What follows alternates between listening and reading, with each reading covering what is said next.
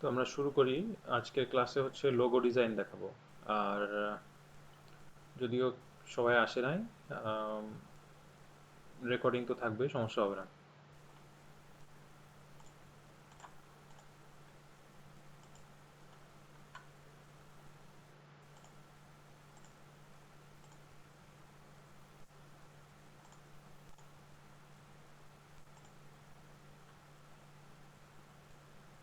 Screen দেখা যাচ্ছে কিনা জানাই। জি ভাইয়া, দেখা যাচ্ছে। ওকে।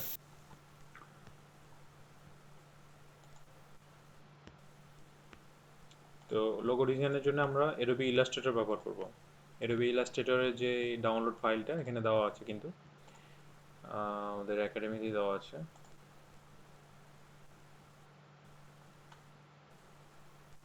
হাউ টু ইনস্টল সফটওয়্যার থেকে আমাদের যে এডোবি ইলাস্ট্রেটরের সফটওয়্যার ডাউনলোড করে নেওয়া যাবে।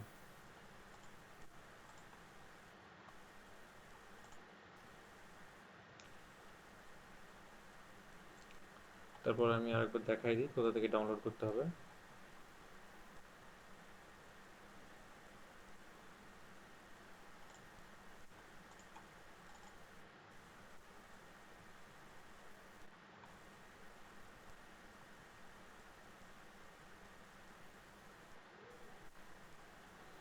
এখানে how to install software and fonts, এই যে এই মডিউলের নিচে যে লেসনগুলো আছে এখানে আমাদের ডাউনলোড লিঙ্কটা দেওয়া আছে, যেমন এই যে এখানে download ADB Photoshop and Illustrator latest version, এখানে ডাউনলোড লিঙ্কটা দেওয়া আছে, এখান থেকে ডাউনলোড করে নিলে হবে।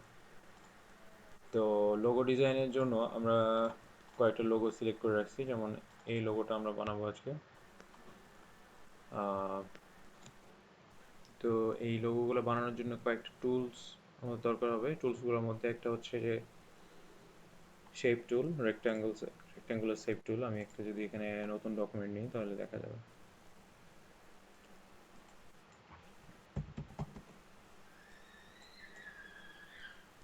লোগো ডিজাইনের জন্য কত বড় ডকুমেন্ট নিচ্ছে এটা খুব একটা ম্যাটার করে না, সো একটা নিলেই হলো।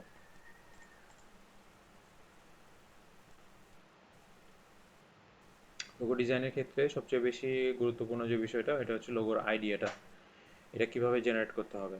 তো লোগো আইডিয়া জেনারেট করার বিষয়টা একটু কঠিন আছে, এই ওগুলো আমরা একটু দেখব পরে। প্রথমে আমরা কিছু বেসিক কিছু লোগো ডিজাইন দেখে তারপরে আমরা অ্যাডভান্সে যাব। তো আমাদের কয়েকটা টুল দরকার হবে, যেমন রেক্ট্যাঙ্গল টুল, তারপরে টাইপ টুল, পেন টুল। এই কয়েকটা টুল আমাদের অ্যাডোবি ইলাস্ট্রেটর দরকার হবে লোগো বানানোর জন্য। তো এই টুলগুলো মোটামুটি অ্যাডোবি ফটোশপে আমরা দেখে আসছি, ফটোশপের মতোই অ্যাডোবি ইলাস্ট্রেটর আমরা ভেক্টর ইমেজ নিয়ে কাজ করব, আর অ্যাডোবি ফটোশপে আমরা রাস্টার ইমেজ নিয়ে কাজ করছি। ভেক্টর এবং রাস্টার ইমেজের পার্থক্য আমাদের লেসনে দেওয়া আছে, যদি কেউ না জেনে থাকেন তাহলে দেখে নিতে হবে। ওকে। তো এখন আমরা শুরু করি আমাদের কাজটা। প্রথমে যে লোগোটা বানাবো আমরা এটা হচ্ছে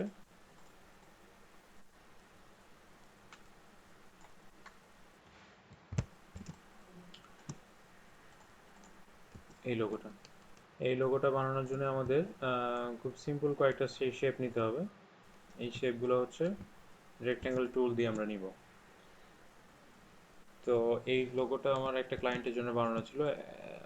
ফাইনাল যে লোগোটা বানানো হয় ওইটা এইটা না, এগুলো হচ্ছে অন্যান্য ভার্সনগুলো যেগুলো প্রোভাইড করা হয়েছিল ক্লায়েন্টকে ওইগুলোর মধ্যে থেকে একটা। তো এই সিম্পল একটা লোগো, এটা বানানোর জন্য খুব বেশি ঝামেলা নাই। লোগোটা বানানো শুরু করা যাক।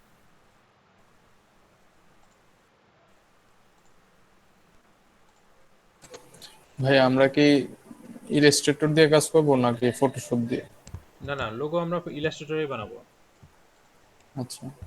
খুব বেশি কমপ্লিকেটেড কাজ দেখাচ্ছি না, তো এই জন্য আর কি ইলাস্ট্রেটরে চলে আসলাম। তো ফটোশপে যে টুলগুলো আমরা ইউজ করছি, যেমন রেক্ট্যাঙ্গেল টুল বা কাস্টম শেপ টুল, তারপরে টাইপ টুল, তারপর পেন টুল, এগুলো ইউজ করছি। তো এগুলোও ইলাস্ট্রেটরে মোটামুটি একই রকম। সো আপনাদের ঝামেলা হওয়ার কথা না, যারা নতুন আছেন তাদের ক্ষেত্রেও ঝামেলা হওয়ার কথা না। ওকে। ভাইয়া অ্যাসাইনমেন্ট দেখছেন? অ্যাসাইনমেন্ট তো দেখা হয় নাই। অ্যাসাইনমেন্টকে কোথায় পোস্ট করছেন? আপনি করছেন? পাবলিক গ্রুপে পোস্ট করছিলাম। আচ্ছা দেখি।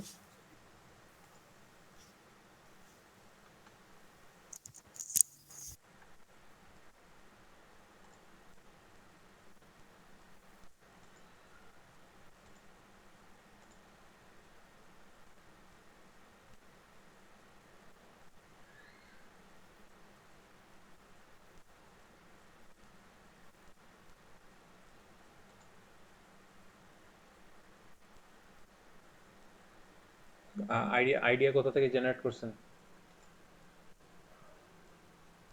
গুগল থেকে ভাইয়া।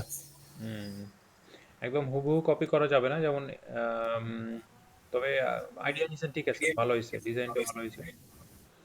এখানে ও, আপনার আইডিয়া নিছি ভাইয়া, হুবহু হয় নাই, একটু আলাদা আছে আমারটা। হ্যাঁ, তবে এই ডিজাইনটা একটু হিবিজিবি হয়ে গেছে, এই আর একটু নিট করার চেষ্টা করতে হবে। এই যে পাশ দিয়ে আপনার ইমেজের সাথে এই যে গোল আইকনগুলো লেগে গেছে একসাথে, এটাকে আর একটু ডান দিকে সরালে ভালো লাগতো। ভালো হয়েছে মোটামুটি, কাজ বুঝতে পারছেন। এগুলোকে সেভ করে রাখবেন। হুম, আর যেগুলো রিভিশন দিচ্ছি এগুলো রিভিশন করে সেভ করে রাখবেন। পরে পোর্টফোলিও যখন বানাবেন তখন এগুলো কিন্তু আপলোড দিতে হবে। পোর্টফোলিও এখন যারা কাজ করছে না বা প্র্যাকটিস করছে না তারা কিন্তু পরে বুঝবে যে পোর্টফোলিও বানানোর সময় আমার কন্টেন্ট না থাকলে কিন্তু পোর্টফোলিও বানানো যাবে না, সো তারা পিছিয়ে পড়বে। আমি যখন ক্লায়েন্টের কাছে আমার অ্যাপ্লিকেশন নিয়ে যাব যে তোমার কাজটা আমি করে দিতে পারবো, তো ক্লায়েন্ট বলবে যে তুমি এর আগে কিছু করছো কি করো নাই, দেখাও দেখি। তখন আপনি যদি না দেখাতে পারেন তাহলে তো ক্লায়েন্ট আপনাকে কাজ দিবে না। এই তো হচ্ছে অবস্থা। তো যাই হোক, এখানে এই লোগোটা আমরা শুরু করি। প্রথমেই যে কাজটা করব সেটা হচ্ছে একটা স্কোয়ার রেক্ট্যাঙ্গেল নিয়ে নিব। এখান থেকে রেক্ট্যাঙ্গেল টুলটা নিয়ে একটা স্কোয়ার রেক্ট্যাঙ্গেল নিলাম, শিফট চেপে টান দিলাম, ক্লিক করে টান দিলাম, তাহলে একদম স্কোয়ার হয়ে একটা রেক্ট্যাঙ্গেল আসলো। এরপর এই রেক্ট্যাঙ্গেলের কালার আপাতত চেঞ্জ করে নেব এখান থেকে, অথবা যেহেতু এইখানে ধরেন যে গ্রিন কালার ইউজ করতেছি, ব্যাকগ্রাউন্ডে আমরা একটা রেক্ট্যাঙ্গেল নিয়ে নিই। ব্যাকগ্রাউন্ডে একটা রেক্ট্যাঙ্গেল নিয়ে নিই, এখান থেকে রেক্ট্যাঙ্গেলের কালারটা সবুজ করে নিলাম। চিল্লাচিল্লি শুনতে পাচ্ছেন আপনারা? জি ভাইয়া। দরজায় এখন ঢুকবে, এখন রুমের মধ্যে আমি ক্লাস নিচ্ছি, ও এখন ঢুকবে। আচ্ছা যাক, এখানে সাদা রেক্ট্যাঙ্গেলটা নিয়ে আমাদের করতে হবে কি, বাড়ির মতো শেপ বানাতে হবে। তো এই সেক্ষেত্রে আমরা পেন টুল দিয়ে ইজিলি এটাকে ট্রেস করে বানিয়ে নিতে পারি, কিন্তু আমরা পেন টুল আপাতত ইউজ করছি না, কারণ আমরা কনসেপ্টটাকে শিখি। যেমন এখানে পেন টুল ইউজ করব এই যে এই জায়গায় এই লিফটা বানানোর জন্য। তো লিফ এখানে ট্রেস করে বানাবো না, আমরা এখানে নর্মালি লিফটা বানাবো। আমাদের যে ডিজাইনটা একটু আলাদা হবে, কিন্তু একদম স্ক্র্যাচ থেকেই বানাচ্ছি এরকম হবে আমাদের ডিজাইনটা। তো এখান থেকে আমাদেরকে আগে কয়েকটা গাইডলাইন নিয়ে নিই। কন্ট্রোল আর চাপলে, ফটোশপের মতোই কন্ট্রোল আর চাপলে এখানে রুলার আসলো। রুলার থেকে এই যে সেন্টার পয়েন্টে এখানে গাইডলাইনটা নিয়ে নিই। ওকে, তো এরপর যে কাজটা করব সেটা হচ্ছে এখান থেকে একটা, অথবা এই রেক্ট্যাঙ্গেলটাকে কপি করে নিতে পারি। এই রেক্ট্যাঙ্গেলটাকেই কপি করে নিলাম, কপি করে এইভাবে শিফট চেপে রোটেট করলাম। দেখেন এখানে ডিগ্রি দেখাই দিচ্ছে, আমি শিফট চেপে রোটেট করছি, তো এখানে 45 ডিগ্রিতে আছে আপাতত প্রিভিউটা, মানে লাইনটা যে দেখা যাচ্ছে। আবার যখন এভাবে আবার করলাম 315 ডিগ্রিতে আছে। তো এইভাবে দেখেন 270 ডিগ্রি। এভাবে শিফট চেপে রোটেট করলে একটা নির্দিষ্ট পরিমাণ ডিগ্রিতে আমাদের রোটেশন বলেন, তারপরে লাইনের যে এই পজিশন বলেন, সবগুলো এরকম হবে। তো সেক্ষেত্রে আমাদের কাজের কনসিস্টেন্সিটা বজায় থাকে যে এভাবে রোটেট করলে। ওকে, তো এই শেপটা আমরা কি করছি, এখান থেকে অল্টার ক্লিক করে ড্র্যাগ করে নিয়ে আসছি, তাহলে কপি হয়ে চলে আসছে। তো এই শেপটাকে এখন এভাবে বাম দিকে নিয়ে আসবো, এই রেক্ট্যাঙ্গেলের উপরে এইভাবে রেখে দিব। তারপরে কি করব, এখান থেকে এই যে উপর থেকে আবার টান দিব। তো দেখেন এখানে ইন্টারসেক্ট নামে একটা মানে প্রিভিউ চলে আসছে, টেক্সট প্রিভিউ চলে আসছে। তো ইন্টারসেক্টে মানে হচ্ছে এই দুইটা পয়েন্ট, মানে এই রেক্ট্যাঙ্গেলের যে পয়েন্ট আর পেছনের রেক্ট্যাঙ্গেলের যেই আপনার একদম এজটা এর সাথে লেগে গেছে, মানে দুইটা রেক্ট্যাঙ্গেল এখান দিয়ে ইন্টারসেক্ট করছে। তো আমাদের উদ্দেশ্যটা কি ছিল, যে আমরা একটা বাড়ির মতো একটা শেপ নিব। তো আমাদের মোটামুটি বুঝতে পারতেছেন এখানে একটা শেপের ইয়ে চলে আসছে। ওকে, পেছনের যেই রেক্ট্যাঙ্গেলটা বা ব্যাকগ্রাউন্ডটা সবুজ কালারের, এটাকে সিলেক্ট করলাম, সিলেক্ট করে Ctrl+2 চাপলাম, তাহলে এটা লক হয়ে গেল। এটাকে আমি আর যদি মানে মাউস দিয়ে টানাটানি করি তাহলে সমস্যা নাই, ওটা ব্যাকগ্রাউন্ড হিসেবে থেকে গেল। আমরা যেমন লেয়ারকে লক করতাম লক বাটনে চাপ দিয়ে, ওইভাবে এখানে লক হয়ে গেল। তো এখানে দুইটা শেপ আছে, আমরা এটাকে দুইটা শেপকে এভাবে টান দিয়ে সিলেক্ট করে নেব, দুইটাকে একসাথে টান দিয়ে সিলেক্ট করা যায়, অথবা ইলাস্ট্রেটরে যেভাবে শিখেছি যে শিফট শেপে মাল্টিপল অবজেক্ট সিলেক্ট করা যায়। তো এখানে আমি যদি একটাকে সিলেক্ট করলাম নর্মালভাবে, এখন শিফট চেপে আরেকটাকে ক্লিক করলে দুইটা অবজেক্ট একসাথে সিলেক্ট হয়ে যাবে। সেম ফটোশপ ইলাস্ট্রেটর মোটামুটি দুইটাই সেম, শুধু একটুখানি প্রথম দিকে আপনাদের আড়ষ্টতা হতে পারে, যে কোথা থেকে কোথায় আসলাম, কিন্তু এটা সমস্যা না, ঠিক হয়ে যাবে। ওকে, তো নতুন যারা আসতেছেন তাদের জন্য বলি, এখানে আমরা আজকে লোগো ডিজাইন শিখতেছি, কয়েকটা বেসিক কয়েকটা লোগো। তো লোগো ডিজাইনের ক্ষেত্রে আমরা Adobe Illustrator ইউজ করতেছি। Adobe Illustrator এর বেসিক কিছু টুল দিয়ে কয়েকটা লোগো বানাবো আজকে। তো এই লোগোটার জন্য আমরা করতেছি হচ্ছে এই লোগোটা আজকে বানাবো। তো এই লোগোটা পুরোপুরি পেন টুল দিয়ে ট্রেস না করে কিভাবে সিস্টেমেটিক্যালি বানানো যায় ওইটা দেখতেছি। তো এইখান থেকে আমরা এইভাবে পেন টুলটা সরি দুইটা রেক্ট্যাঙ্গেলকে এভাবে সিলেক্ট করে এই যে পাথ ফাইন্ডারে আসতে পারি। এই যে ডান দিকে দেখেন আমার মাউসটা খেয়াল করেন, এখানে পাথ ফাইন্ডারে এটা হচ্ছে ডিভাইড, এই অপশনটা আমরা ইউজ করব। তো পাথ ফাইন্ডার যদি আপনাদের এখানে না থেকে থাকে তাহলে এই যে এখান থেকে উইন্ডোতে যাবেন, উইন্ডোতে গিয়ে এখানে বা নিচ দিয়ে দেখবেন যে পাথ ফাইন্ডার আছে, পাথ ফাইন্ডারে ক্লিক করলে এইটা চলে আসবে, এই যে এই অপশনটা চলে আসবে, এই প্যানেলটা অপশন বলতেছি। ফটোশপের মতোই এখানে কিন্তু টুলবার আছে, প্যানেল অপশন মানে অপশন বার আছে, তারপরে প্যানেল অপশনস আছে, সব কিছু একই রকম। তো এখান থেকে আমাদের পাথ ফাইন্ডার যে প্যানেলটা এটা চলে আসছে, এটা না পেলে উইন্ডো থেকে এখানে পাথ ফাইন্ডারে যেতে হবে। পাথ ফাইন্ডারে গিয়ে আমরা দুইটাকে এখানে সিলেক্ট করা আছে, কিন্তু আমাদের দুইটা অবজেক্ট এখানে সিলেক্ট করা আছে, দুইটা অবজেক্ট সিলেক্ট করা থাকা অবস্থায় এখানে ডিভাইডে ক্লিক করব। ডিভাইডে ক্লিক করার ফলে এখান থেকে দেখেন আমাদের অবজেক্টটা ডিভাইড হয়ে গেছে। তো এটা বোঝার জন্য আমাকে এই দুইটা অবজেক্ট এখন কিন্তু গ্রুপ হয়ে আছে, মানে এটাকে আর সিঙ্গেল অবস্থায় নেই, দুটো একসাথে লেগে গেছে, ডিভাইড হয়েই কিন্তু লেগে গেছে। তো এটাকে আলাদা আলাদা করার জন্য, সেপারেট করার জন্য আমাকে আনগ্রুপ করতে হবে। এখানে রাইট ক্লিক করলে এই অবজেক্টটা সিলেক্ট থাকা অবস্থায় এখানে যদি আমি রাইট ক্লিক করি যে কোনো জায়গায়, তাহলে দেখেন একটা ডায়লগ বক্স আসছে। এই ডায়লগ বক্সের এখানে দেখেন আনগ্রুপ নামে একটা অপশন আছে, এখানে যদি আমি আনগ্রুপ করে দিই তাহলে এখন সবগুলো আলাদা আলাদা হয়ে গেছে। এখন যদি আমি যে কোনো জায়গায় ক্লিক করি তাহলে দেখেন সেপারেট অবজেক্টগুলো সিলেক্ট হচ্ছে। এখান থেকে আমি ইচ্ছা মতো আমার যে অবজেক্টগুলো দরকার আছে সেগুলো রেখে বাকি অবজেক্টগুলো ডিলিট করে দিতে পারি। তো এই জিনিসটা করার আরেকটা ওয়ে আছে, সেটা আমি শেখাবো পরে। তো এখান থেকে সিম্পল যেটা বিষয় লজিক্যালি, যে আমার এই দুটা শেপকে আমি ডিভাইড করে দিয়ে যে আমার যেই পার্টগুলো লাগবে সেগুলো রেখে বাকিগুলো ডিলিট করে দিব। তো আমার এখানে হাউসের মতো একটা শেপ বানানোর জন্য আমার যা যা লাগবে সেটা রেখে বাকিগুলো ডিলিট করে দিচ্ছি। এখান থেকে আমি এইটাকে ডিলিট করে দিলাম, এটাকে এটাকে আবার সিলেক্ট করে ডিলিট কীভাবে করবেন, এটা হচ্ছে সিলেক্ট করলেন, তারপর কিবোর্ড থেকে ব্যাক স্পেস নামে একটা বাটন আছে, এখানে চাপ দেবেন, তাহলে এটা চলে যাবে। ওকে, তো আমাদের শেপটা চলে আসছে। এখন আমাদের যে কাজটা হবে সেটা হচ্ছে এই যে এই গাইডলাইনগুলোকে ডিলিট করে দিতে হবে। ফটোশপে যে কোশ্চেন গাইডলাইন ছিল। ডিলিট করা শিখেছিলাম ওইটা ভাইয়া হচ্ছে ধরে টান দেওয়া শিখেছিলাম।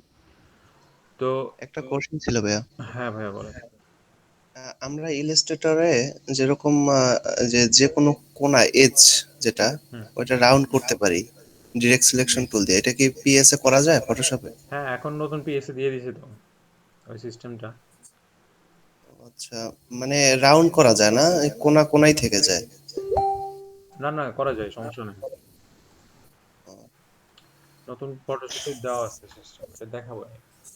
তো এইটা হচ্ছে আপনার যে গাইডলাইনের বিষয় যেটা দেখাইছিলাম, এটা টান দিয়ে বাইরে সরাই দিলে গাইডলাইনটা চলে যেত, কিন্তু এইখানে ইলাস্ট্রেটরের ক্ষেত্রে গাইডলাইনটা আপনি সিলেক্ট করতে পারতেছেন এভাবে দিয়ে ব্যাক স্পেস চাপলে গাইডলাইনটা চলে যাচ্ছে, মানে delete হয়ে যাচ্ছে গাইডলাইন। গাইডলাইনটাও একটা অবজেক্ট হিসেবে কাজ করছে।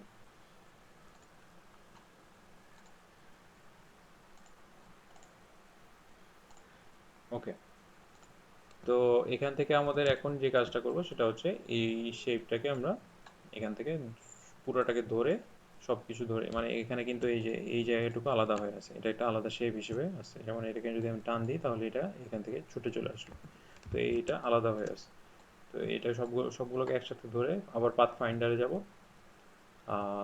পাথ ফাইন্ডার এই যে, হ্যাঁ, পাথফাইন্ডারে গিয়ে আমরা এটাকে আবার ইউনাইট করে দিব। আগে কি করছিলাম, ডিভাইড করছিলাম এই যে এটাকে, তারপরে শেপ মোড থেকে এটাকে ইউনাইট করে দিব। তাহলে দেখেন এটা কিন্তু ওই যে ওই শেপগুলো লেগে গেছে, এটার সাথে অ্যাড হয়ে গেছে, আর আলাদা আলাদা নাই।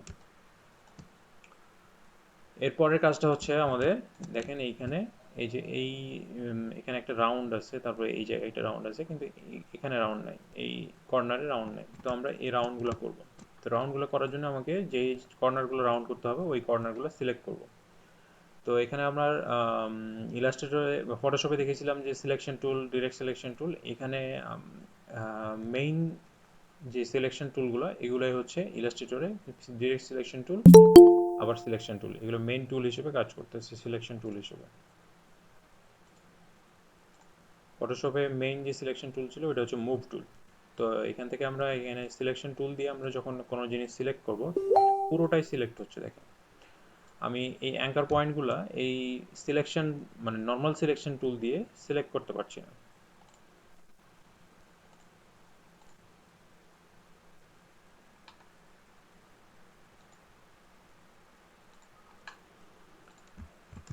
তো এই সিলেকশন টুলটা নর্মাল সিলেকশন টুল দিয়ে আমরা পুরো অবজেক্টটাকে সিলেক্ট করতে পারবো, কিন্তু কোনো অ্যাঙ্কারকে সিলেক্ট করতে পারবো না, অ্যাঙ্কার পয়েন্টকে। ওইটার জন্য আমাদের কি করতে হবে, ডিরেক্ট সিলেকশন টুল লাগবে। এখান থেকে আমরা ডিরেক্ট সিলেকশন টুলটা ইউজ করব। ডিরেক্ট সিলেকশন টুল ইউজ করে যে কোনো অ্যাঙ্কারকে আমরা সিলেক্ট করতে পারবো। তারপরে ধরে নেন যে আমার এই অ্যাঙ্কারটা সিলেক্ট করতে হবে, এইটা সিলেক্ট করতে হবে, এবং এইটা, এই তিনটা অ্যাঙ্কার আমি ডিরেক্ট সিলেকশন টুল দিয়ে সিলেক্ট করতে পারলাম। তো অ্যাঙ্কারকে সিলেক্ট করার পর দেখেন এখানে একটা গোল একটা চিহ্ন চলে আসছে। এই যে আমার মাউসটা খেয়াল করলে দেখেন এখানে গোল একটা চিহ্ন চলে আসছে। তো গোল চিহ্নর উপরে আমি যদি আমার কার্সারটা নিয়ে যাই তাহলে দেখেন একটা কার্ভের মতো একটা সাইন দেখাচ্ছে। মানে কি, এই গোলটাকে ধরে আমি যদি ক্লিক করে টান দিই তাহলে দেখেন ওই কর্নারগুলো কার্ভ হয়ে গেল ইজিলি। তো এই সিস্টেমটা 2017-র ফটোশপে ছিল না, এটা 2018 পর থেকে দেওয়া হয়েছে মনে হয়। নট শিওর, তারপরেও মানে আর কি এটা আগে ছিল না, এটা খুব রিসেন্টলি না হলেও আমরা আমি তো 19 ইউজ করি, ওটাও নাই। ওটা তো নাই না। জি না ভাই। আচ্ছা, একটু একটু একটু wait করো।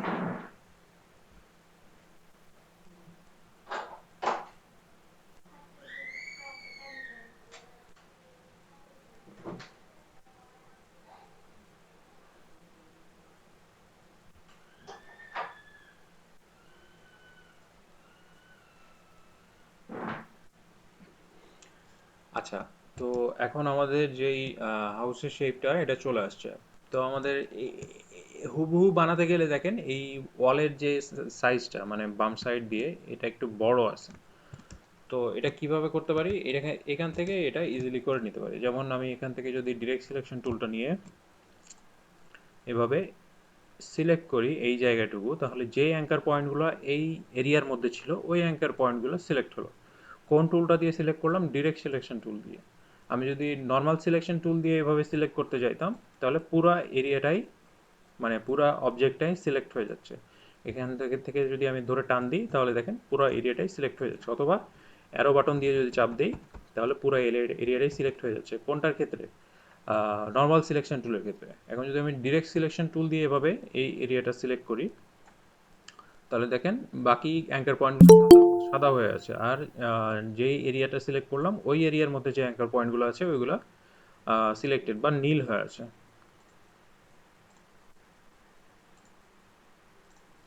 ওকে, তো এখন এখন আমি যদি অ্যারো বাটনে চাপ দিই,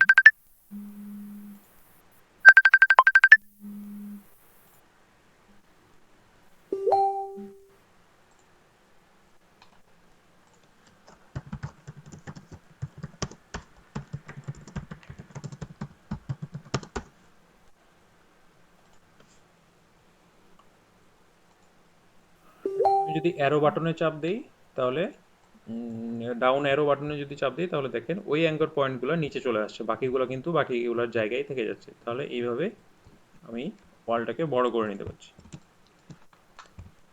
তো আমাদের এখন যে কাজটা হবে সেটা হচ্ছে যে উপর দিয়ে একটা উম, ছাউনি নেওয়া।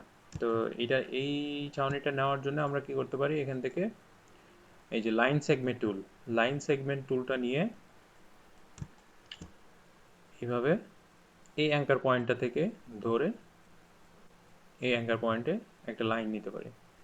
তো এই লাইনটা আপাতত এভাবেই নেই, তারপরে এখানে একটা অ্যাঙ্কার পয়েন্ট আছে, এই অ্যাঙ্কার পয়েন্টটা থেকে এই অ্যাঙ্কার পয়েন্টে আরেকটা লাইন নিলাম। দুইটা লাইন আমি সিলেক্ট করলাম, নর্মাল সিলেকশন টুল দিয়ে লাইন দুইটা সিলেক্ট করলাম, তারপরে এখান থেকে অ্যারো বাটনে চাপ দিয়ে উপরে উঠাই দিলাম। এখন কি করব, এই লাইন দুইটাকে, তো আমি যদি এখন অল্টার চাপ দিয়ে লাইনটা বড় করতে থাকি তাহলে দেখেন এভাবে কিন্তু সব জায়গাতেই মানে রোটেট করে আমি নিতে পারতেছি লাইনটা। আবার যদি একটা বেগুনি কালারের প্রিভিউ লাইন চলে আসতেছে, দেখেন লাইন এক্সটেনশন দিয়ে টেক্সট দিয়ে বেগুনি কালারের লাইনটা চলে আসতেছে। তো এটা আসার মানে হচ্ছে যে অরিজিনাল যে অ্যাঙ্গেলে আমি লাইনটা নিয়েছিলাম ওই লাইন মানে ওই অ্যাঙ্গেল বরাবরই যদি আমি সোজা করি, মানে ওই অ্যাঙ্গেল বরাবরই সোজা হচ্ছে এটা বোঝাচ্ছে ওই বেগুনি কালারের প্রিভিউ লাইনটা দিয়ে। তো এখান থেকে আমি অল্টার ক্লিক করে একটা এজ লাইনের, যে লাইন সেগমেন্ট টুলটা দিয়ে যে লাইনটা নিলাম ওই লাইনের একটা এজ অল্টার ক্লিক করে টান দিয়ে ধরে আসি। এখনও কিন্তু ছাড়ি নাই, এখন ছেড়ে দিলে এই লাইনটা বড় হয়ে থেকে গেল। সেমভাবে এই লাইনের ক্ষেত্রেও লাইন সেগমেন্ট টুলের যে লাইনটা নেওয়া হয়েছে এই পয়েন্টটা ধরে আমি অল্টার ক্লিক করে টান দিলাম। তো এখানে আপনার অ্যাঙ্গেলটা চেঞ্জ হলেও সমস্যা নাই, আমি অ্যাঙ্গেলটাকে ঠিক করে নিতে পারবো। এভাবে করে অ্যাঙ্গেলটাকে মানে ঠিক করার জন্য যে অরিজিনাল অ্যাঙ্গেলে ছিল ওই অ্যাঙ্গেল বরাবর নিয়ে আসলেই দেখেন যে একটা বেগুনি লাইন চলে আসছে। এই লাইনটা আসার পরে আমি এটাকে ছেড়ে দিলাম, তাহলে ওই অরিজিনাল অ্যাঙ্গেল বরাবর লাইনটা বড় হয়ে গেল। তো এই দুইটা লাইন এখন আমি এভাবে সিলেক্ট করলাম, দেখতে পাচ্ছি না লাইন দুইটা কারণ এখানে কোনো স্ট্রোক দেওয়া নেই। দেখেন এখানে স্ট্রোক জিরো, ফিল কালারও জিরো। তো আমি যদি এখানে একটা হালকা একটা স্ট্রোক দিই, যেমন 1 পয়েন্টের যদি একটা স্ট্রোক দিই আর স্ট্রোকের কালারটা যদি সাদা করে দিই তাহলে দেখেন এখন লাইন দুইটা দেখা যাবে, এই লাইন দুইটা এখন দেখা যাচ্ছে। তো আমার এখানে এখন আমার এই লাইন দুইটাকে যে কাজ আছে সেটা হচ্ছে লাইন দুইটাকে ডিভাইড করতে হবে। তো লাইন দুইটা ডিভাইড করার জন্য আমরা এখানে লাইন দুইটাকে সিলেক্ট করব, সিলেক্ট করার পর এই যে পাথ ফাইন্ডার আছে, পাথ ফাইন্ডারে গিয়ে ডিভাইডে ক্লিক করব।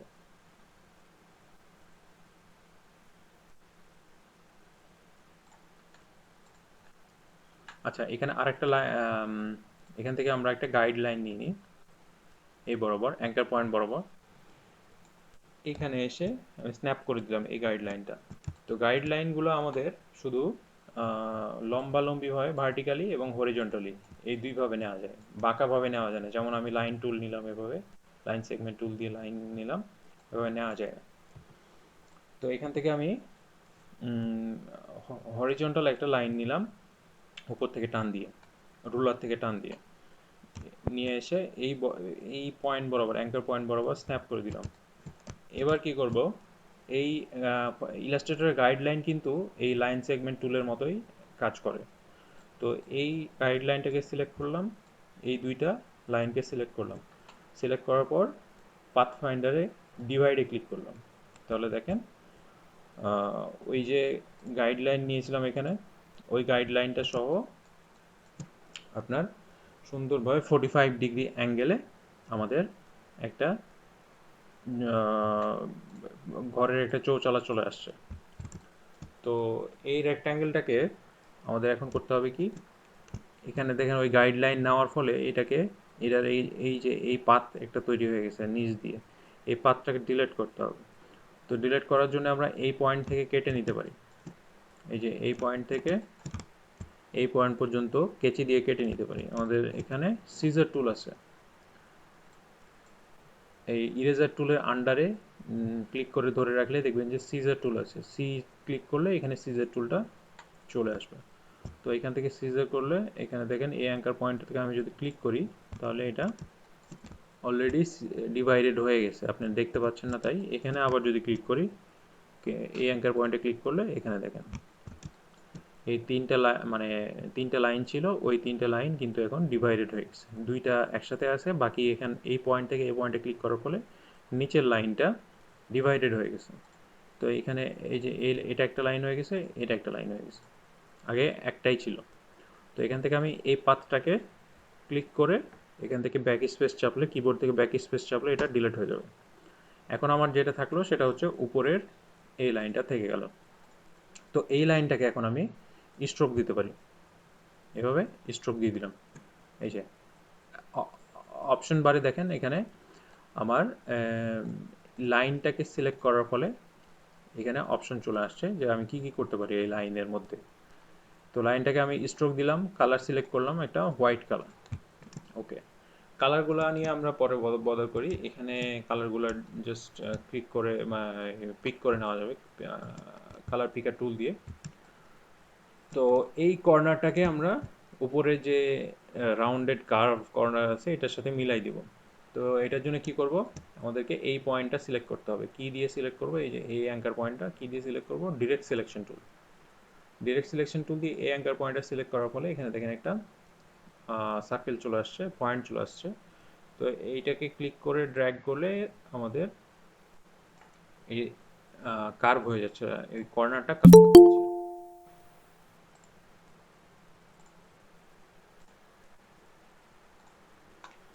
কর্নারটা কার্ভ হয়ে গেল। ওকে, তো এইখান থেকে আমরা একটা স্ট্রোক নিলাম, লাইন নিলাম, লাইন নিয়ে তাকে স্ট্রোক দিলাম, স্ট্রোক দিয়ে কর্নারটাকে কার্ভ করে দিলাম। আমাদের এই কাজটুকু শেষ, এই লোগোর সাথে এই কাজটুকু শেষ।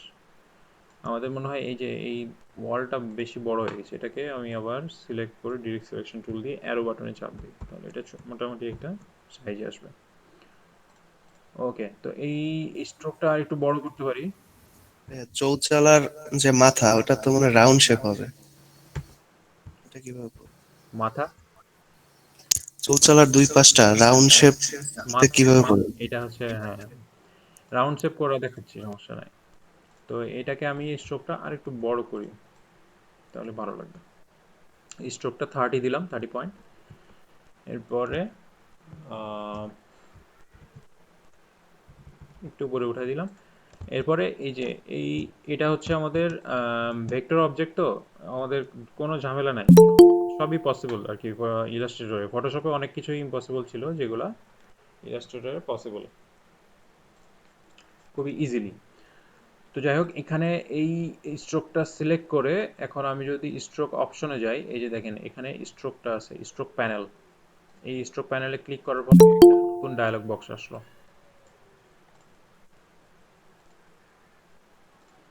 নতুন ডায়লগ বক্স, এই যে এখানে আমি যদি ক্লিক করি একটা নতুন ডায়লগ বক্স আসছে। এখানে দেখেন এই অপশনগুলো কিন্তু আপনাদের ফটোশপেও ছিল, আপনারা হয়তো খেয়াল করেননি, এই জন্য অন্য কাজগুলো করতে অসুবিধা হতে পারে। তো এই অপশনটা এখান থেকে দেখেন ক্যাপ, এই ক্যাপটাকে যদি আমি রাউন্ড ক্যাপ করে দিই তাহলে দেখেন এখানে খুব সহজে এটা রাউন্ডেড হয়ে গেল। তো এখানে আরও অপশন আছে, আরও কিছু অপশন আছে, যেমন এই যে দেখেন এটাকে বার্ড ক্যাপ করলে ওই পয়েন্ট বরাবর এটা কেটে যাচ্ছে। আবার যদি আমি প্রজেক্টিং ক্যাপ করি তাহলে দেখেন এটা রাউন্ড হয় নাই, কিন্তু আর একটু বড় হয়ে ওইটা স্কোয়ার টাইপের হয়ে রেক্ট্যাঙ্গেল টাইপের হয়ে গেছে। তো এটাকে আমরা যেহেতু রাউন্ডেড ক্যাপ আছে আমাদের, এটাকে আমরা গোল করে দিলাম। এরপরের কাজটা হচ্ছে আমাদের উপর দিয়ে একটা চিমনি দিতে হবে। এখান দিয়ে উপর দিয়ে একটা চিমনি দিতে হবে। এই চিমনিটা আমরা ইজিলি ক্রিয়েট করে নিতে পারি পেন টুল দিয়ে। তো পেন টুল দিয়ে না করে আমরা রেক্ট্যাঙ্গেল টুলটা ইউজ করি আপাতত, পেন টুল পরে ইউজ করি। রেক্ট্যাঙ্গেল, এই যে রাউন্ডেড রেক্ট্যাঙ্গেল যেটা আছে এই টুলটাই নিব আমরা। তারপরে এইখান থেকে চিমনি বানানোর জন্য এই জায়গা দিয়ে একটা টান দিব, ক্লিক করে ড্র্যাগ করে টান দিব। তো এখানে এটা স্ট্রোক কালার দেওয়া আছে, স্ট্রোক কালারটা আমরা এখানে অফ করে দিব, সাদা কালারের একটা ফিল কালার দিব, এখান থেকে ফিল করে দিলাম। ফিল করে দেওয়ার ফলে এরকম একটা চিমনির মতো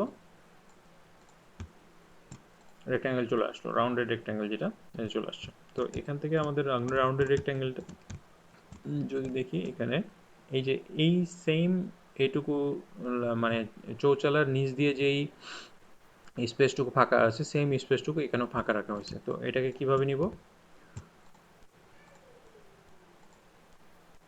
এটাকে পরে নিতে পারি আমরা, যখন এক্সপ্যান্ড করব এটাকে পরে নেওয়া যাবে। তারপরেও এখান থেকে একটা কাজ করা যায়,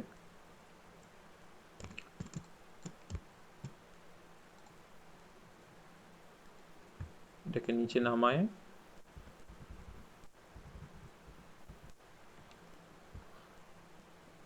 এটাকে আরেকটা কপি করে নিয়ে উপরে গেলাম। তাহলে দেখেন যে বিষয়টা হলো, এখন দুইটা আমাদের যে মাঝখানে যে স্পেসটা, এটা আমরা 30 পয়েন্টেই নিলাম, কারণ আমাদের এই স্ট্রোকটা কত পয়েন্ট নেওয়া আছে, 30 পয়েন্ট। তো এটাকে মেপে নিলাম, একটা অ্যাপারেন্ট একটা মেজারমেন্ট করে নিলাম যে আমাদের যে মাঝখানে যে ফাঁকা স্পেসটা এটা 30 পয়েন্ট হবে। আর উপরে তো আমাদের চৌচলা থাকলোই। তো এই 30 পয়েন্টটা কী করব, উপর দিয়ে নিয়ে যাব।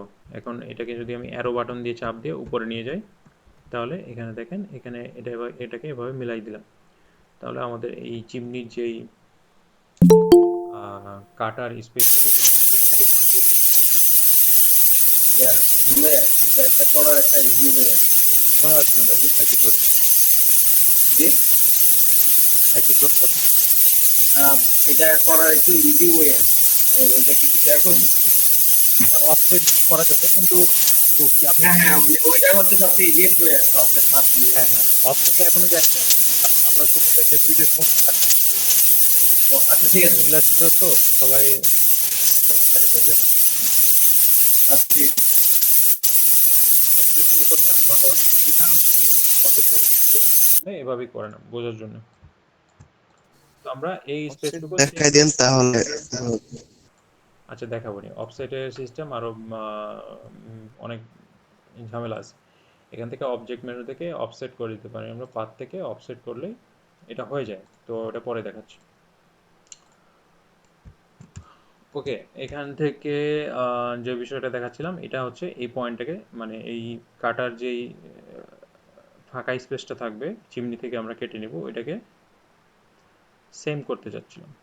তো এখান থেকে আমরা কি কাজ করতে পারি, এটাকে এই যে যেই উপরে যে এক্সট্রা চৌচালাটা নিলাম, এটাকে এক্সপ্যান্ড করে দেবো। এখান থেকে অবজেক্ট থেকে, মেনু থেকে অবজেক্টে যাব, তারপরে এক্সপ্যান্ড করে দেবো।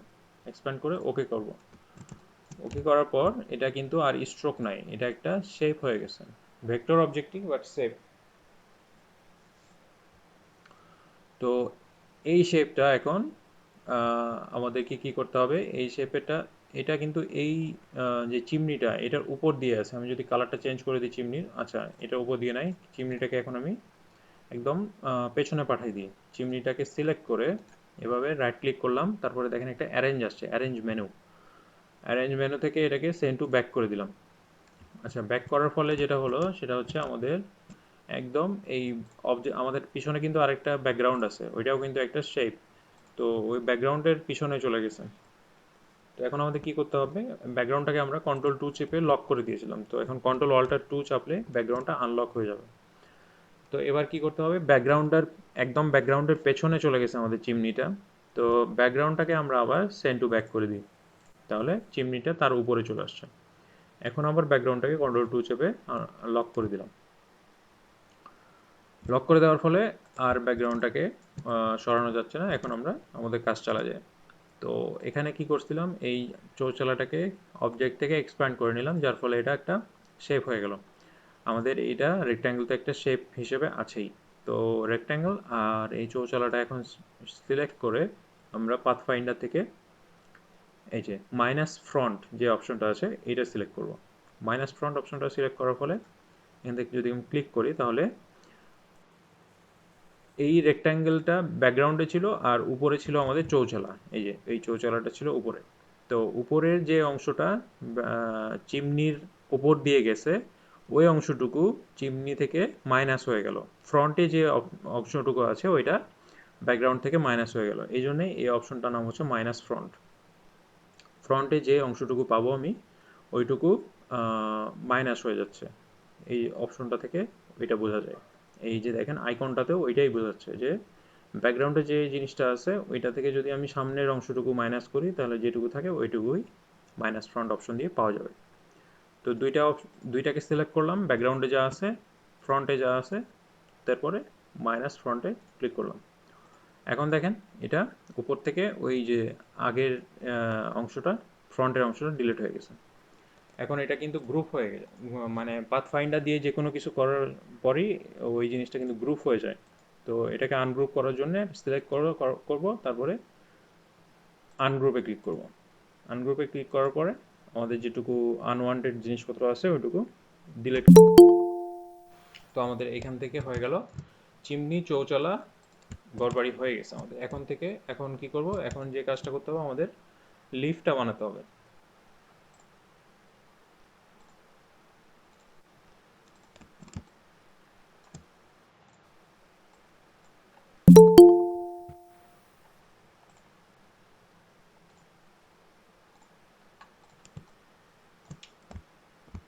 তো এই লিফটটা বানানোর জন্যে আমরা আম, এখন পেন টুলটা ইউজ করব। পেন টুল আমরা ফটোশপে ইউজ করা শিখছিলাম, মোটামুটি সেম, হালকা একটু পার্থক্য আছে, তারপরও খুব বেশি না, এটা সেম বলা যায়।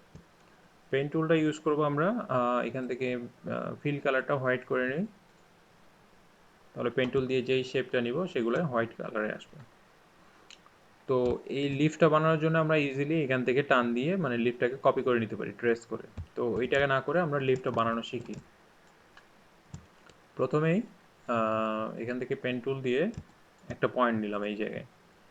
পয়েন্ট নেওয়ার পর দেখেন এটা পেন টুলে আমাদের একটা থ্রেড চলে আসছে, ওই পয়েন্ট থেকে একটা কানেক্টেড একটা থ্রেড চলে আসছে সুতোর মতো। তো এখান থেকে এই পয়েন্ট থেকে আমি যদি আরেকটা পয়েন্টে ক্লিক করে ড্র্যাগ করি তাহলে দেখেন দুইটা হ্যান্ডেল চলে আসলো। এই দুইটা হ্যান্ডেল মানে টান দিয়ে এই কার্ভটা ছোট বড় করতে পারি, এভাবে কার্ভটা ছোট বড় করতে পারি। তো আবার যদি দেখাই, প্রথমে একটা ক্লিক করলাম, তারপরে আরেকটা ক্লিক করে টান দিলাম, ছেড়ে দিইনি কিন্তু মাউস, তাহলে দেখেন এখানে আমাদের একটা কার্ভ চলে আসছে। এই কার্ভটা দিয়ে আমরা এখন লিফগুলো বানাবো। ওকে, তো প্রথমে যে পয়েন্টটা নিয়েছি এখান থেকে আরেকটা পয়েন্ট নিই, এরপর এখানে একটা পয়েন্ট নিই, এরপর লিফের মতো করে এভাবে কার্ভটা বানিয়ে নিলাম। কার্ভ দেখেন আরেকটা কিন্তু থ্রেড আমাদের চলে আসছে, যে পেন টুলের সাথে আরেকটা লেগে আছে, এটাকে ছোটানোর জন্য এখানে এসে আরেকটা ক্লিক করতে হবে। এই যে ওই লাস্ট যেই আপনার অ্যাঙ্কার পয়েন্টটা ওখানে এসে ক্লিক করতে হবে।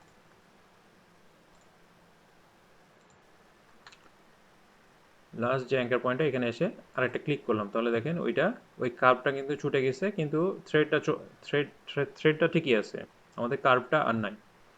ওই কার্ভটা আমাদের দরকার ছিল না, এই জন্য এইখানে লাস্ট পয়েন্টে এসে ক্লিক করলাম। তো এখন আমাদের যে কাজটা করতে হবে, লিফের ক্ষেত্রে দেখেন এখানে ভিতরে আরো দুইটা কার্ভ আছে, এই দুইটা কার্ভ কিভাবে বানাবো একটু দেখে নিই। তো এখান থেকে আমি এটা কিন্তু এই পয়েন্টের সাথে লেগেই আছে আমার একটা পেন টুলের সাথে। তো এখান থেকে এই এই বরাবর ক্লিক করে টান দিলাম, তাহলে এরকমভাবে একটা কার্ভ চলে আসলো। আবার লাস্ট অ্যাঙ্কার পয়েন্টে আবার আরেকটা ক্লিক করার ফলে আমাদের ওই যে সামনের দিকে যে হ্যান্ডেলটা ওইটা ডিলিট হয়ে গেল, ফলে নেক্সট থ্রেড যেটা আছে ওইটা কার্ভ না হয়ে স্ট্রেট হয়ে গেল। তো এই থ্রেডটাকে নিয়ে এসে আবার এখানে আরেকটা পয়েন্টে ক্লিক করে ড্র্যাগ করলাম, তাহলে আরেকটা কার্ভ চলে আসছে। এখন আমাদের দেখেন দুইটা হ্যান্ডেল আসছে, এই দুইটা হ্যান্ডেলে আবার লাস্ট অ্যাঙ্কার পয়েন্টে ক্লিক করার ফলে নিচে ডিলিট হয়ে যাবে।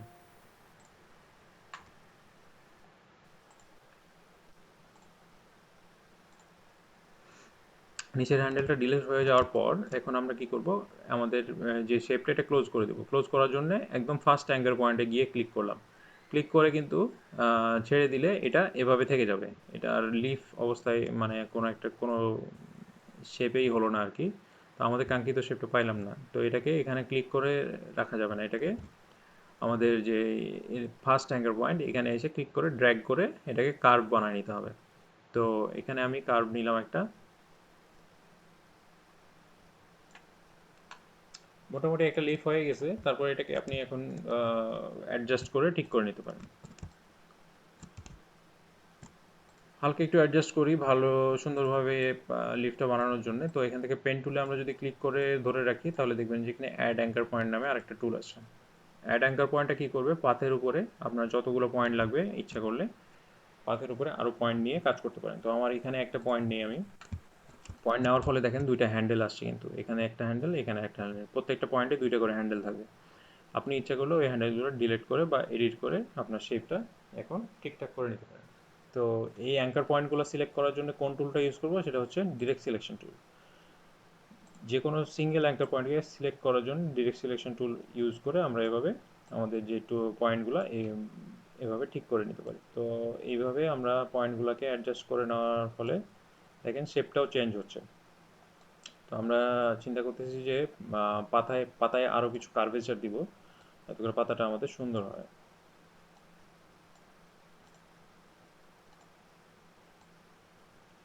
এই হ্যান্ডেলগুলো এদিক ওদিক করে আমরা পাতায় আরও কিছু কার্ভেচার দিই, তাহলে পাতার শেপটা দেখেন আগে চাইতে অনেকটা ভালো লাগতেছে।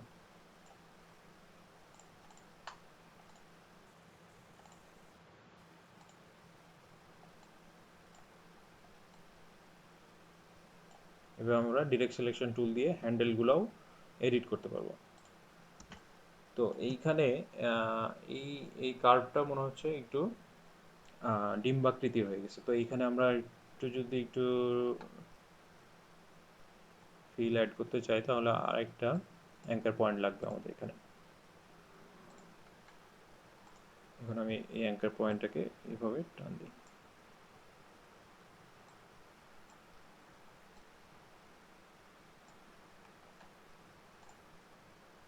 এই জায়গাতে আমরা আরেকটা অ্যাঙ্কার পয়েন্ট নিই।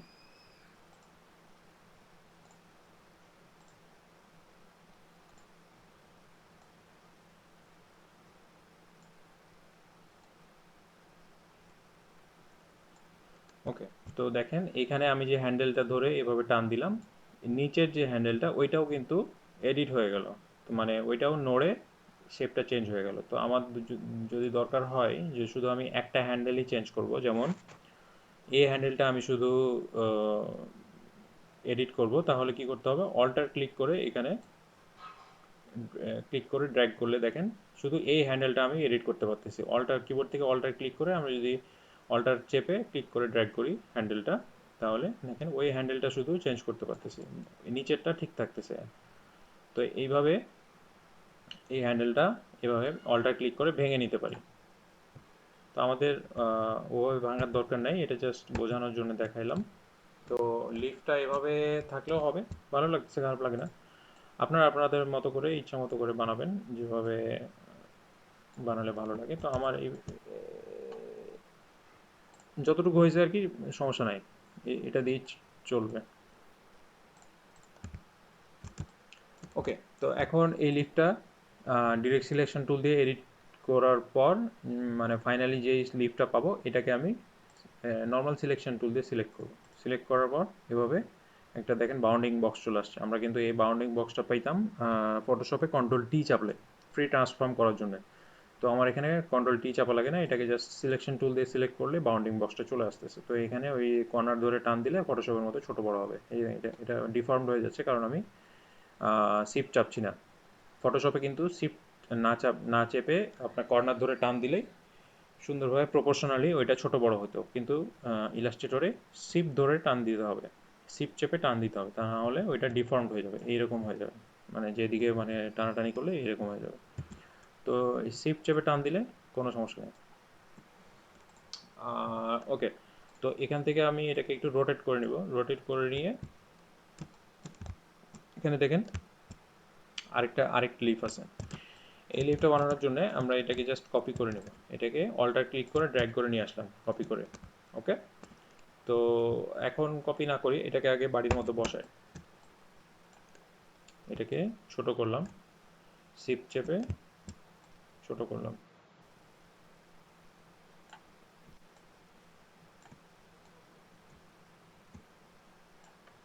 এই লিফটার কালার হবে আমাদের এই গ্রিনটাই। লিফটাকে একটু নিচে নিয়ে এসে এভাবে আমাদের অরিজিনাল লিফটটা একটু উপরেই আছে, যাই হোক সমস্যা নেই, একদম যে হুবহু লোগো বানাইতে হবে আমাকে ওইটাই তা না। তারপর আমি এটাকে উপরে দিলাম, উপরে দেওয়ার পর এই ডান পাশে আরেকটা লিফ হবে আমাদের, এটাকে একটু ছোট করে নিই, এই লিফটাকে একটু ছোট করে নিলাম, ডান পাশে আরেকটা লিফ হবে। তো এটাকে ক্লিক করে ড্র্যাগ করে নিয়ে আসলাম, এটা ওই যে সাদা কালার দিয়ে দিই, এখান থেকে আমি সোয়াচেস থেকে হোয়াইট কালার দিলাম, আপনারা এই যে ফিল কালার এখান থেকেও দিতে পারেন, আবার এটাকে ডাবল ক্লিক করে এখান থেকে ফিল কালারটাও দিতে পারেন, এখানে যে কোনো কালার আপনি এখান থেকে সিলেক্ট করে দিতে পারেন, সেম ফটোশপের মতোই। তো এই লিফটটা হবে আমাদের অপোজিটে, মানে এটাকে মিরর করলে আয়নার সামনে রাখলে যেমন দেখানো যায় ওই টাইপের করে নিতে হবে। যেমন এটা দেখেন, এটার মুখটা এদিকে, এটার মুখটা তার অপোজিটে, কিন্তু সেম লিফট কিন্তু দুইটাই। ওকে, তো এখান থেকে আমরা এই লিফটটাকে সিলেক্ট করব, সিলেক্ট করার পর রাইট ক্লিক করব, রাইট ক্লিক করার পর এখানে দেখেন ট্রান্সফর্ম, আমরা যে কন্ট্রোল টি চাপলে যে অপশনগুলো পাইতাম রাইট ক্লিক করলে, তো এখান থেকে এই ট্রান্সফর্ম থেকে পাবো, ট্রান্সফর্ম ক্লিক করলে আমরা এখান থেকে রিফ্লেক্ট দেখতে পাবো, একটা অপশন আছে রিফ্লেক্ট, রিফ্লেক্টে ক্লিক করার পর এখানে দেখেন ভার্টিক্যালি বা হরিজন্টালি দুইটা অপশন আছে। তো এখান থেকে আমি যদি প্রিভিউটা অন করে রাখি, তাহলে কোনটা যে কোনো একটা অপশনে ক্লিক করলেই ওই অপশনটা আমরা প্রিভিউ করতে পারতেছি। এখানে দেখেন এটা চেঞ্জ হবে, ভার্টিক্যালি বা হরিজন্টালি এটা চেঞ্জ হচ্ছে। তো এখন যদি আমি ওকে করে দিই তাহলে ওই অপশনটা থেকে যাবে। তো আমার এখানে দুইবার এটাকে রিফ্লেক্ট করতে হবে, একবার হরিজন্টালি করলাম, আরেকবার ভার্টিক্যালি পরে করতে হবে, না করলেও দরকার নেই এটা, যেহেতু এটার মুখটা এই পাশে আছে, তো এইভাবে রাখলেও সমস্যা নেই। ভার্টিক্যালি এই যে ভার্টিক্যাল অপশনটা সিলেক্ট করে আমরা এখান থেকে ওকে করে দিলাম, ওকে করে দেওয়ার পর এটাকে একটু ছোট করে নেব, শিফট চেপে ছোট করে নিলাম, এটাকে ডান দিকে নিয়ে আসলাম। ওকে, এই পর্যন্ত রাখি এটা, এই শেপটা।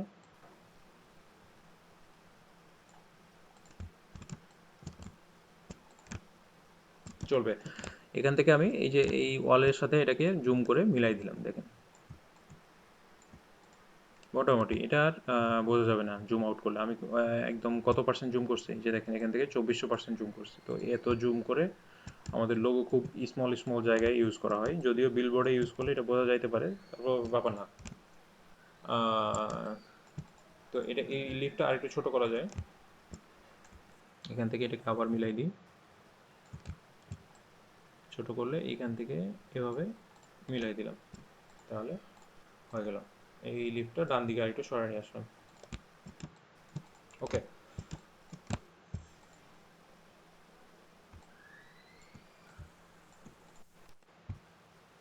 চিমনিটা আরেকটু বড় করে দিলাম। তো যাই হোক, এখান থেকে আমাদের যেই এখন আমাদের লোগোটা মোটামুটি হয়ে গেছে।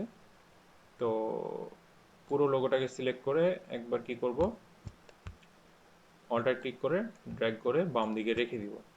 এটা আমাদের কাজের সুবিধার জন্য আমরা সেফ থাকলাম, যে কোনো সময় যদি ক্লায়েন্ট বলে আমাকে এইটা ওটা চেঞ্জ করে দাও, বা আমাদের এই যে চৌচালার থিকনেসটা চেঞ্জ করে দাও, আমরা যদি এখন এটাকে ধরে এক্সপ্যান্ড করে দিই, আর আমরা লোগো ডেলিভারি দিব সবসময় এক্সপ্যান্ড করেই। কোনো ক্লায়েন্টকে যদি আমরা কোনো ক্লায়েন্টের লোগো করার পর তাকে আমরা এই যে এভাবে স্ট্রোক সহ ডেলিভারি দিয়ে দিই, তাহলে তখন ওই ক্লায়েন্ট যখন লোগোটা ছোট বড় করতে যাবে তাহলে কি হয় দেখেন, আমি যদি এই স্ট্রোক সহ এটাকে আমি যদি বড় করি, তাহলে দেখেন আমাদের যে চৌচালাটার কি অবস্থা হয়েছে। তো স্ট্রোক সহ কোনো সময় এটা ডেলিভারি দেওয়া যাবে না, এটাকে স্ট্রোকটাকে এক্সপ্যান্ড করে দিতে হবে। তো এক্সপ্যান্ড করে দেওয়ার পর আমরা যখন এভাবে এক্সপ্যান্ড করে দিব তখন এটা ওই স্ট্রোকটার এডিট করার অপশন থাকলো না। কিন্তু ক্লায়েন্ট যদি চায় যে আমাকে এটা একটু চিকন হয়ে গেছে, এটাকে মোটা করুন, মানে ক্লায়েন্টদের চাহিদার তো শেষ নাই, এটা যখন আমরা কাজ করতে যাব তখন বুঝবো। তো ওইটা ওই মানে এক্সট্রা হ্যাসেল থেকে নিজেকে বাঁচানোর জন্য এভাবে লোগোটাকে কপি করে রেখে দিলাম বাম পাশে, দিয়ে কন্ট্রোল 2 চাপলাম, লক করে রেখে দিলাম ওইটাকে। তো এই ফাইলটা থেকে গেল আমাদের। এভাবে সেভ করে রাখলে ওই অরিজিনাল যে লোগো আমরা ডিজাইন করলাম এক্সপ্যান্ড করার আগ দিয়ে ওইটাও থেকে গেল। তো এইটাকে আমরা ন্যাচারাল লোগো বলতে পারি, যেহেতু গ্রিন কালার প্লাস লিফ টিপ আছে, গ্রিন হাউস টাইপের। তো এভাবে থেকে গেল আমাদের লোগোটা। আর এখান থেকে আমরা কালারটা একটু অ্যাডজাস্ট করে নিই। এইটার কালার ছিল হচ্ছে হালকা গ্রিন কালারটা, এখান থেকে আমরা সিলেক্ট করতে পারবো, এই যে এই কালারগুলো সিলেক্ট করতে পারবো। এটার কালার ছিল, চিমনির কালার ছিল হোয়াইট। ওকে, এরপর যে কাজটা হবে, এখন যদি আমি এটাকে স্কেল করি তাহলে দেখেন ওই চিমনি চৌচালার থিকনেস কিন্তু চেঞ্জ হয় নাই, চৌচালার থিকনেস ওই রকমই আছে। তো এখন থেকে আমি এটাকে ইচ্ছা মতো স্কেল করতে পারবো, কোনো সমস্যা নেই। ওকে, তো এরপর যে কাজটা করতে হবে, আমাকে একটা লোগো নেম দিতে হবে। লোগো নেমটা আমরা টেক্সট টুল দিয়ে দিব। টেক্সট টুল দিয়ে আমরা লোগো নেম নিচে দিতে পারি, বাম সাইডে ডান সাইডেও দিতে পারি, মানে লোগো নেম দেওয়ার অনেক অপশন থাকে। তো আমরা এখানে নিচে লোগো নেমটা দিব। টেক্সট টুল দিয়ে এখানে সিলেক্ট করলে মানে ক্লিক করলে একটা টেক্সট লেখার অপশন আসবে। তো আমরা এখানে এটার টেক্সটের সাইজটা খুব ছোট হয়ে আছে। ক্লিক করার পর এখানে যদি আমি সিলেকশন টুলে যাই তাহলে দেখেন বাউন্ডিং বক্স চলে আসছে। এটা ধরে আমি যদি টান দিই, স্পেস ধরে, এখানে একটু সমস্যা হয়েছে মনে হয়। আচ্ছা, এটাকে আমি ডিলিট করে দিই। সিলেক্ট করে ব্যাক স্পেস চাপলাম। তো টেক্সট টুলটা নিয়ে আবার এখানে ক্লিক করলাম, তাহলে দেখেন একটা টেক্সট চলে আসছে। এই টেক্সটটা অনেক ছোট হয়ে আছে, তো এটাকে এডিট করার আগ দিয়ে আমরা এটাকে বড় করে নিই। এভাবে শিফট চেপে টান দিলাম, কিন্তু অবশ্যই ইলাস্ট্রেটরে মনে রাখতে হবে যে আমাকে শিফট চেপে কাজ করতে হবে, না হলেই ডিফর্মড হয়ে যাবে। আমরা ফটোশপে কিন্তু শিফট চাপি নাই, ফটোশপে কোনা ধরে টান দিলেই অটোমেটিক প্রপোর্শনালি বড় হয়ে যেত। কন্ট্রোল T চেপে ফ্রি ট্রান্সফর্ম করতাম যখন। তো ইলাস্ট্রেটরে সবসময় শিফট চেপে কাজ করতে হবে, যে কোনো জায়গা ধরে টান দিতে পারবো কিন্তু শিফট চেপে দিতে হবে। ওকে, তো এখানে আমরা লোগো নেম সিলেক্ট করি, একটা লোগো নেম দিয়ে দিই, দিলাম গ্রিন হাউস। তো লোগোর ফন্টটা, লোগো নেমের যে ফন্টটা, এটা সবসময় ইম্পর্টেন্ট হয়। এই ফন্টটা একটু বোল্ড দিতে হয়, প্লাস আপনার একটু ভালো ফন্ট দিতে হয় যাতে করে দেখতে সুন্দর লাগে। তো এখান থেকে আমি যদি একটা ফন্ট সিলেক্ট করি, টিটিলিয়াম ওয়েব। ওকে, এই ফন্টটাই ভালো লাগে আমার। এখানে যদি আমি টিটিলিয়াম বোল্ড দিই, ব্ল্যাক বেশি হয়ে যায়, বোল্ড ঠিক আছে। ওকে,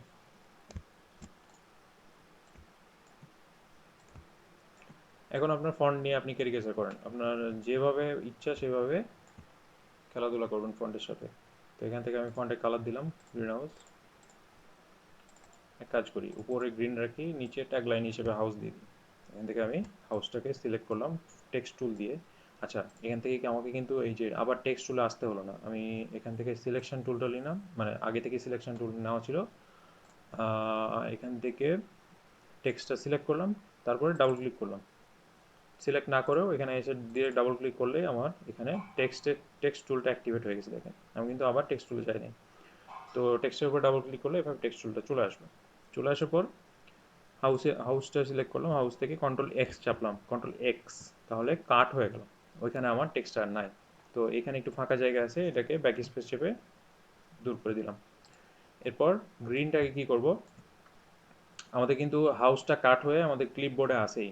এখন আমরা যখন পেস্ট করতে যাব কোনো কিছু, ধরে নেন যে ক্লিপবোর্ড ইউজ করা তো শিখছেন আপনার মনে হয়। তো ক্লিপবোর্ড আমরা ইউজ করব হচ্ছে কিবোর্ডের যে উইন্ডোজ বাটন আর ভি বাটন, দুইটাকে একসাথে চাপবো। এই যে দেখেন আমার ক্লিপবোর্ডটা চলে আসছে। হাউস কই গেল? ও, আচ্ছা, ইলাস্ট্রেটরের ক্লিপবোর্ড আলাদা আলাদা, যাই হোক সমস্যা নেই। আমার ক্লিপবোর্ডে কিন্তু ওটা রেকর্ড হয়ে আছে, হাউসটা আমরা যেখান থেকে যে কাট করছি ওইটা ক্লিপবোর্ডে আছে। তো এইখানে আমরা উপর থেকে যে কাজটা করব এটা হচ্ছে গ্রিনের জিটাকে ছোট করে দিব। ওকে, এরপর গ্রিনটাকে আরেকটু বড় করি। এই যে এখন অল্টার চেপে ক্লিক করলাম, তো দেখেন ডিফর্মড হয়ে যাচ্ছে। এখানে যদি আমি শিফট চেপে দিয়ে করি তাহলে ওটা ঠিক হয়ে যাবে। আমার অভ্যাস হয়ে গেছে ফটোশপ ইউজ করে করে আপনাদের সাথে। তো যাই হোক, এখানে গ্রিনের জি এর মাথাটা নিচে নেমে গেছে, এটা একটা সমস্যা। তো এটাকে ছোট হাতে না রেখে আম, আমাদের ক্যারেক্টার, এই যে ক্যারেক্টার প্যানেল, এটাকে আমি অল ক্যাপস করে দিলাম। খারাপ না, ভালোই লাগতেছে। তো গ্রিনের নিচে আমরা হাউসটাকে পেস্ট করব। এটাকে অল্টার ক্লিক করে ড্র্যাগ করে নিয়ে আসলাম নিচে, দিয়ে আবার ডাবল ক্লিক করলাম, তাহলে এডিট করার অপশন চলে আসলো। এডিট করার অপশন আসার পর পুরোটাকে সিলেক্ট করতে পারবো, এভাবে ক্লিক করে ড্র্যাগ করলে পুরোটা সিলেক্ট হয়ে যাবে টেক্সটটা। তো আমরা ওই কাজটা শর্টকাটে করতে পারি, কন্ট্রোল এ চাপলেই পুরোটা সিলেক্ট হয়ে যায়, অল সিলেক্ট। কন্ট্রোল এ মানে অল সিলেক্ট, সব জায়গায় এই সিস্টেমটা চলে, যেমন কন্ট্রোল এ চাপলে সবগুলো সিলেক্ট হয়ে যায়। তো সবগুলো সিলেক্ট করার পর এখান থেকে কন্ট্রোল ভি চাপবো। এই যে দেখেন আমাদের ক্লিপবোর্ডে কিন্তু হাউসটা ছিল, কন্ট্রোল ভি চাপার সাথে সাথে এটা চলে আসছে।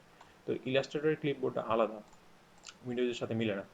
ওকে, তো এই হাউসটাকেও আমরা অল ক্যাপস করে দিলাম।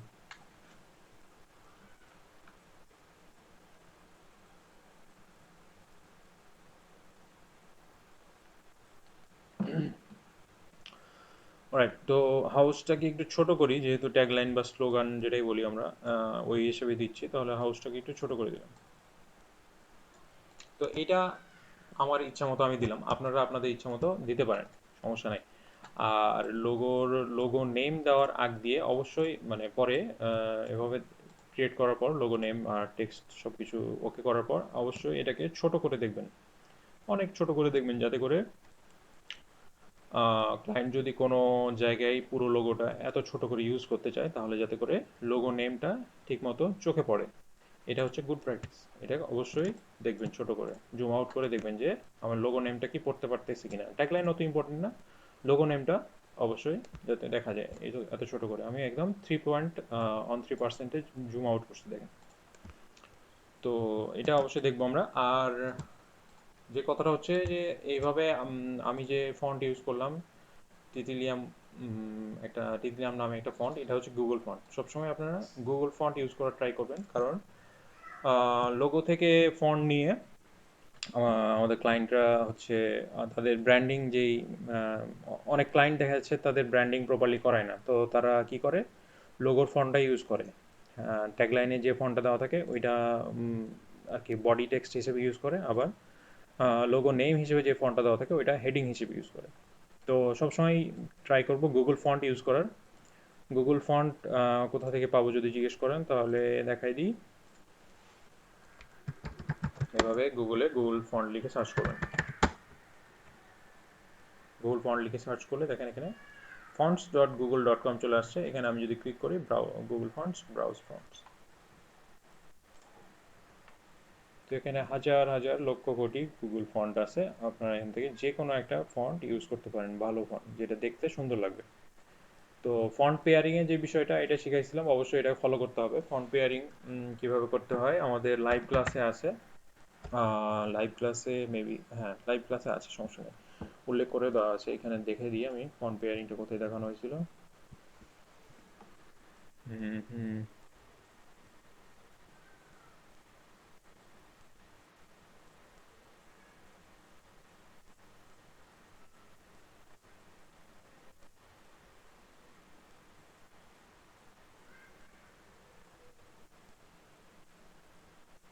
খুব সম্ভবত এই যে এই লাইভ ক্লাসে 10/7/2021 এই লাইভ ক্লাসটাতে ফন্ট পেয়ারিং নিয়ে আলোচনা করা হচ্ছে। ফন্ট এবং কালার কম্বিনেশন সব কিছু এই লাইভ ক্লাসটাতে আলোচনা করা হচ্ছে, যদিও এটা ফটোশপে শিখাইছিলাম। তো সেম জিনিস আমাদের ইলাস্ট্রেটরও ফলো করতে হবে, যে কোন ফন্টের সাথে কোন ফন্টটা দিলে ভালো লাগে আর কি। তো এখান থেকে ওই ক্লাসটাতে দেখলে আমরা ফন্ট পেয়ারিং নিয়ে একটা আইডিয়া পেয়ে যাব। তারপরও ফন্ট পেয়ারিং দিয়ে আমি যদি সার্চ করি গুগলে, তাহলে অনেক অপশন পাবো, বহুত, অনেকগুলা আমাদের ওয়েবসাইট চলে আসছে। এখান থেকে আমরা ভিজিট করে করে, যেমন এখানে ফন্ট পেয়ার, মানে একদম লিটারালি ওদের যেই ডোমেইন লিঙ্কটা ওইটাই ফন্ট পেয়ার নামে দেওয়া আছে। তো এখান থেকে আমি যদি ঢুকি তাহলে এখানে অনেক আর্টিকেল পাবো, কন্টেন্ট পাবো, আমরা এখান থেকে ফন্ট পেয়ারিং শিখে নিতে পারি।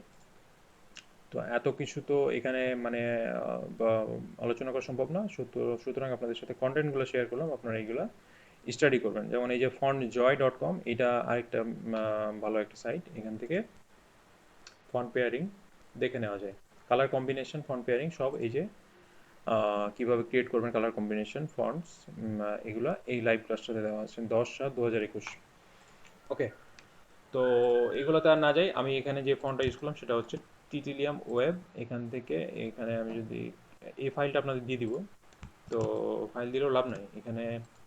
আচ্ছা, এটাকে আমি কপি করে রেখে দিই আগে, উপরে একটা কপি করে রেখে দিলাম, তাহলে যখনই আমাদের ক্লায়েন্ট বলবে যে আমার এই ফন্টটা পছন্দ হয় না, আমরা টাচ করে এটাকে কপি করে আবার নিয়ে এসে আবার একটা ভার্সন বানিয়ে নিতে পারি। যেমন এখান থেকে আমার যদি ক্লায়েন্ট বলে যে আমার এই ফন্টটা পছন্দ হয় না, তো আমি যদি এটাকে এখন এক্সপ্যান্ড করে দিই, যেমন এটাকে এখন আমি ডাবল ক্লিক করলে এই ফন্টটাকে ইউজ করার অপশন পাচ্ছি, মানে এডিট করার অপশন পাচ্ছি। তো এটাকে আমি যদি এখন এক্সপ্যান্ড করে দিই, পুরোটাকে সিলেক্ট করলাম, এই যে এভাবে টান দিয়ে পুরোটাকে সিলেক্ট করলাম, অবজেক্ট থেকে গিয়ে এখানে এক্সপ্যান্ডে ক্লিক করলাম। এক্সপ্যান্ডে ক্লিক করার ফলে অপশন আসলো, এরকম ডায়লগ বক্স আসলো, ওকেতে ক্লিক করলাম, তাহলে দেখেন এই ফন্টটা কিন্তু আর কিন্তু ফন্ট নাই, এটা হয়ে গেছে শেপ। তো এটাকে এডিট করার কোনো অপশন নেই। তো এটার ফন্ট সাইজ বা ফন্ট ফ্যামিলি কোনোটাই চেঞ্জ করার অপশন নাই। তো এটাকে এখন পূর্ণাঙ্গ একটা লোগো হয়ে গেছে। তো ক্লায়েন্ট যদি বলে যে আমার এই ফন্টটা পছন্দ হয় না, চেঞ্জ করো, তাহলে কি করব? ওই ফন্টটার নাম তো আমি ভুলে গেছি, ধরে নিলাম যে ভুলে গেছি। তো এটাকে এখান থেকে আবার যদি ক্লিক করি, উপরে যে কপি করে রাখছিলাম ওখানে ক্লিক করলে এখানে দেখেন আমার ক্যারেক্টারে এখানে ফন্টের নামটা, ফন্টের ওয়েট, ফন্টের সাইজ সব কিছু দেখা দিচ্ছে। তো এটাকে আমরা কি করছিলাম, আগেরটা এখানে লক করে রাখছিলাম যাতে করে সমস্যা না হয়। ওকে, তো এখন কি করব, আমাদের আরেকটা ভার্সন বানানোর জন্য আমরা কি করব, এখান থেকে আরেকটা আর্টবোর্ড নিব। এই যে দেখেন বাম দিক দিয়ে আর্টবোর্ড টুল আছে, আমাদের ফটোশপে কিন্তু আর্টবোর্ড টুল ছিল। এখান থেকে আমরা আর্টবোর্ড টুলটা সিলেক্ট করা অবস্থায় আর্টবোর্ড টুলটা সিলেক্ট করে এখান থেকে আর্টবোর্ডটাকে কপি করে নিয়ে আসতে পারি। এই যে উপর দিয়ে অল্টার ক্লিক করে ড্র্যাগ করলাম, শিফট চেপে অল্টার চেপে ক্লিক করে ড্র্যাগ করলাম, তাহলে দেখেন আর্টবোর্ডটা কপি হয়ে আসলো। তো এখানে ব্যাপারটা যেটা হলো যে বাকি জিনিসপত্র চলে আসছে, কিন্তু যেই জিনিসটা লক করা ছিল, যেমন এই যে ব্যাকগ্রাউন্ডে যে গ্রিন রেক্ট্যাঙ্গেলটা ছিল, এই লকড লেয়ারটা আসে নাই। তো এটাকে আমি আন্ডু চাপি, এবার সিলেকশন টুল চাপি, কন্ট্রোল অল্টার 2 চাপি, তাহলে লক করা লেয়ারগুলো আনলকড হয়ে গেছে। এরপর আমি কি করব, আর্টবোর্ড টুল নিলাম, ধরে টান দিলাম, অল্টার শিফট ক্লিক করে ড্র্যাগ, দেখেন আগের মতো হয়নি, এখন যেটা লকড লেয়ার কোনো ছিল না, যার কারণে সবগুলো চলে আসছে। এটা আরেকটা অপশন আছে, এটা পরে দেখতেছি। তো এখান থেকে এখন আমাদের কি করতে হবে, ক্লায়েন্ট বললো যে ফন্ট চেঞ্জ করো, আমার ভালো লাগে না এটা। তো কী করবো, এই লোগোটাকে এখান থেকে ডিলিট করে দিলাম, আর্টবোর্ডটাকে কপি করে নিয়ে এসে বাকিটুকু ডিলিট করে দিলাম, এই লেয়ারটাকে কন্ট্রোল 2 চেপে লক করে দিলাম। এরপর যেই জিনিসটা আমরা ব্যাকআপ করে রাখছিলাম, এই যে অরিজিনাল লোগোটা টেক্সট সহ, ওইটাকে নিয়ে আসলাম, এখানে নিয়ে এসে অল্টার ক্লিক করে কপি করে নিয়ে আসলাম। তো এখন কি করতে হবে, করেন চেঞ্জ, ফন্ট চেঞ্জ করেন, ভালো লাগে না আপনার ক্লায়েন্টের। তো এখান থেকে একটা ফন্ট নিলাম, প্লে ফেয়ার ডিসপ্লে ব্ল্যাক।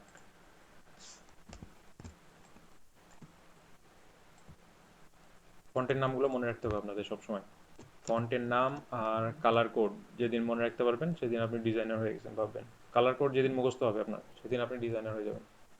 ভালো, ওকে। তো দিলাম ফন্ট চেঞ্জ করে, এটা একটা ভ্যারিয়েশন হলো। নিচেরটার ফন্টও চেঞ্জ করি, যেমন এটা নিচেরটাকে দেওয়া যায় কি, এক্সো নামে একটা ফন্ট আছে, ভালোই লাগে, খারাপ না। এটা এটা এক্সট্রা বোল্ডটা দিলাম।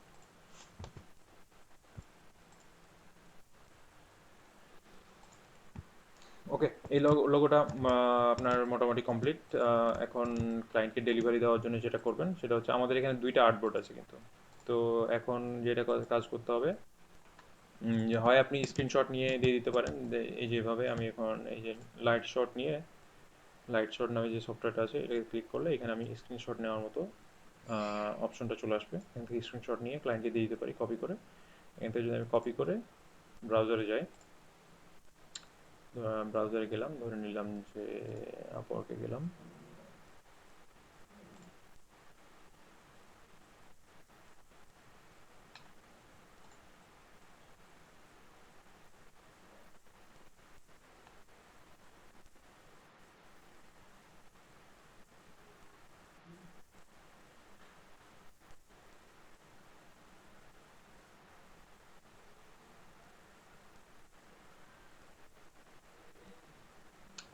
যে কোনো একটা ক্লায়েন্ট, এখান থেকে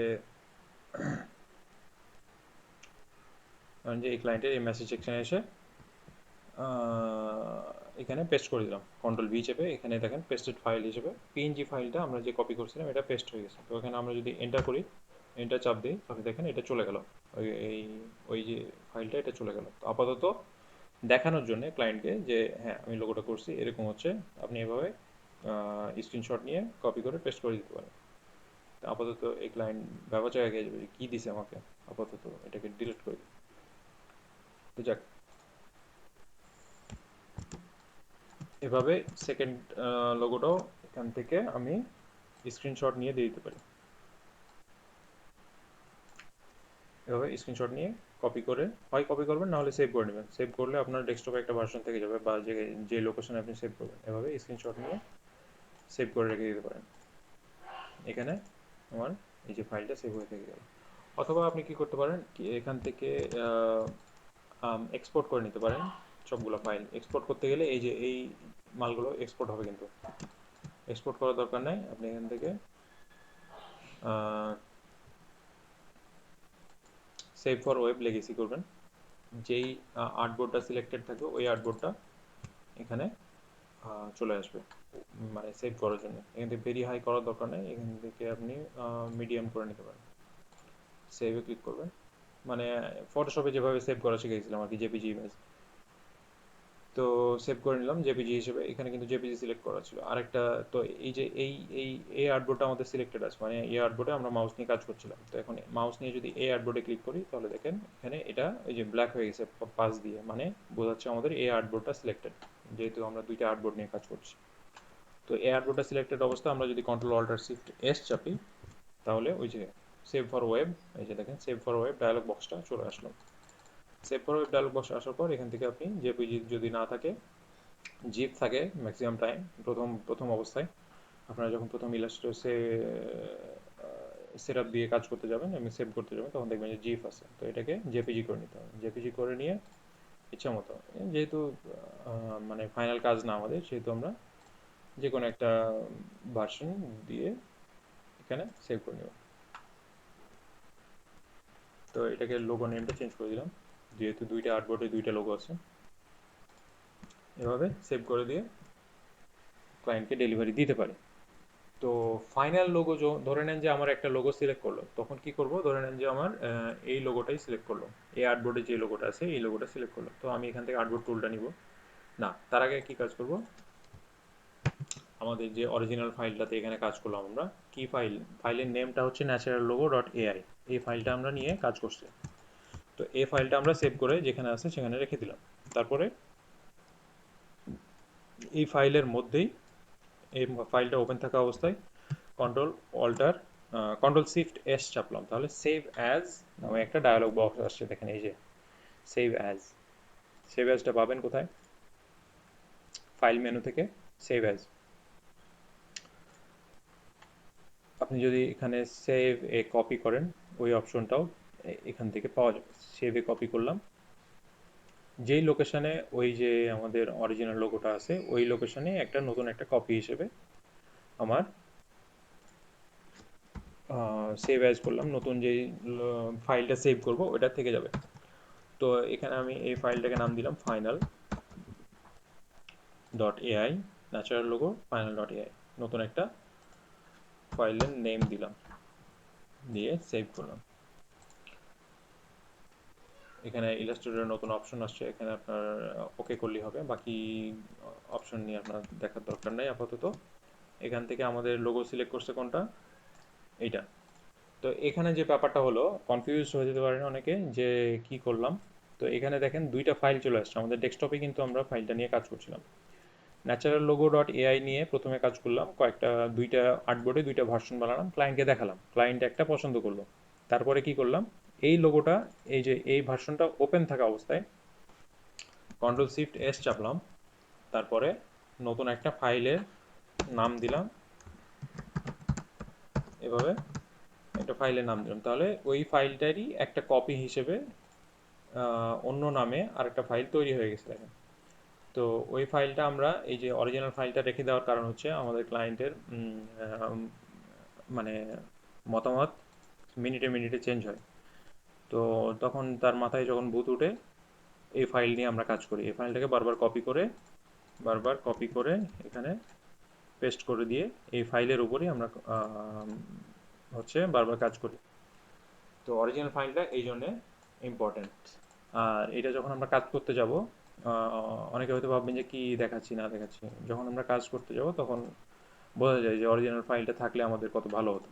তো যাই হোক, এখানে আমরা ফাইনাল ফাইল নামে একটা এই ফাইলটারই কপি নিয়ে আসছি। তো এই ফাইলটা এখন ওপেন করি, কেটে দিছিলাম যেহেতু। ওপেন করার পর আমাদের ফাইনাল লোগো যেটা, এটা, এই ফাইনাল লোগোটা রাখবো, বাকি সব কিছু ডিলিট করে দিব। সব কিছু ডিলিট করার পরও এই যে আর্টবোর্ডটা থেকে গেল, আর্টবোর্ডটা ডিলিট করার জন্য কি করতে হবে, আর্টবোর্ড টুলটা নিয়ে আসতে হবে। এই যে বাম দিকে দেখেন আমার কার্সার কেয়ার করেন, এখানে আর্টবোর্ড টুল, এটাকে সিলেক্ট করলাম। সিলেক্ট করার ফলে এখন যে কোনো আর্টবোর্ড সিলেক্ট করতে পারবো। এই যে দেখেন, এই আর্টবোর্ডটাও সিলেক্ট করতে পারতেছি, এটাও পারতেছি। তো এই আর্টবোর্ডটা সিলেক্ট করে আমরা সাদা আর্টবোর্ড, যেহেতু এর মধ্যে কিছু নাই, সিলেক্ট করা অবস্থায় ব্যাক স্পেস চাপবো। ব্যাক স্পেস চাপলে আমাদের ওই আর্টবোর্ডটা চলে গেল, যেটা আমাদের দরকারি আর্টবোর্ড, সেটা থেকে গেল। ওকে, দরকারি আর্টবোর্ড থেকে যাওয়ার পর আমরা ক্লায়েন্টকে ডেলিভারি দিব অবশ্যই ইয়ে করে, এক্সপ্যান্ড করে। সব কিছু এক্সপ্যান্ড করতে হবে, এখানে আপনার টেক্সট এভাবে দেওয়া যাবে না, ও ক্লায়েন্টের কম্পিউটারে ফন্ট না থাকতেও পারে।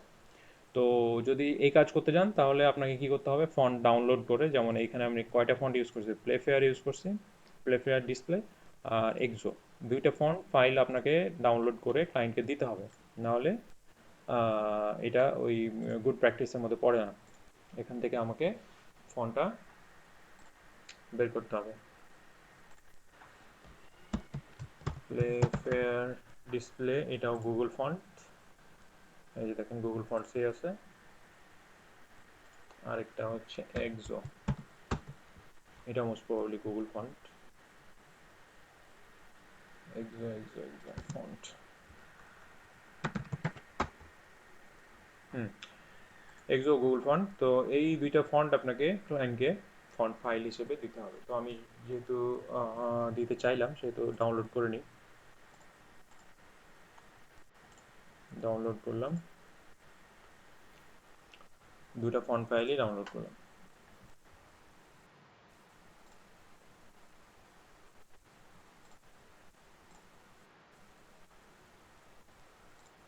ওকে, ডাউনলোড হয়েছে আমাদের,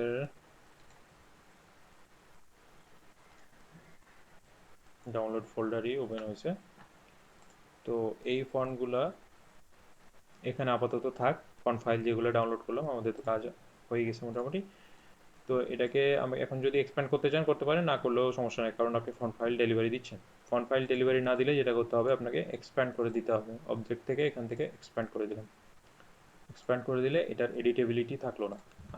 না থাকার কারণে যেটা সুবিধাটা হলো সেটা হচ্ছে, এটাকে আমি যখনই এখন যে কোনো স্কেলে ছোট বড় করতে পারবো।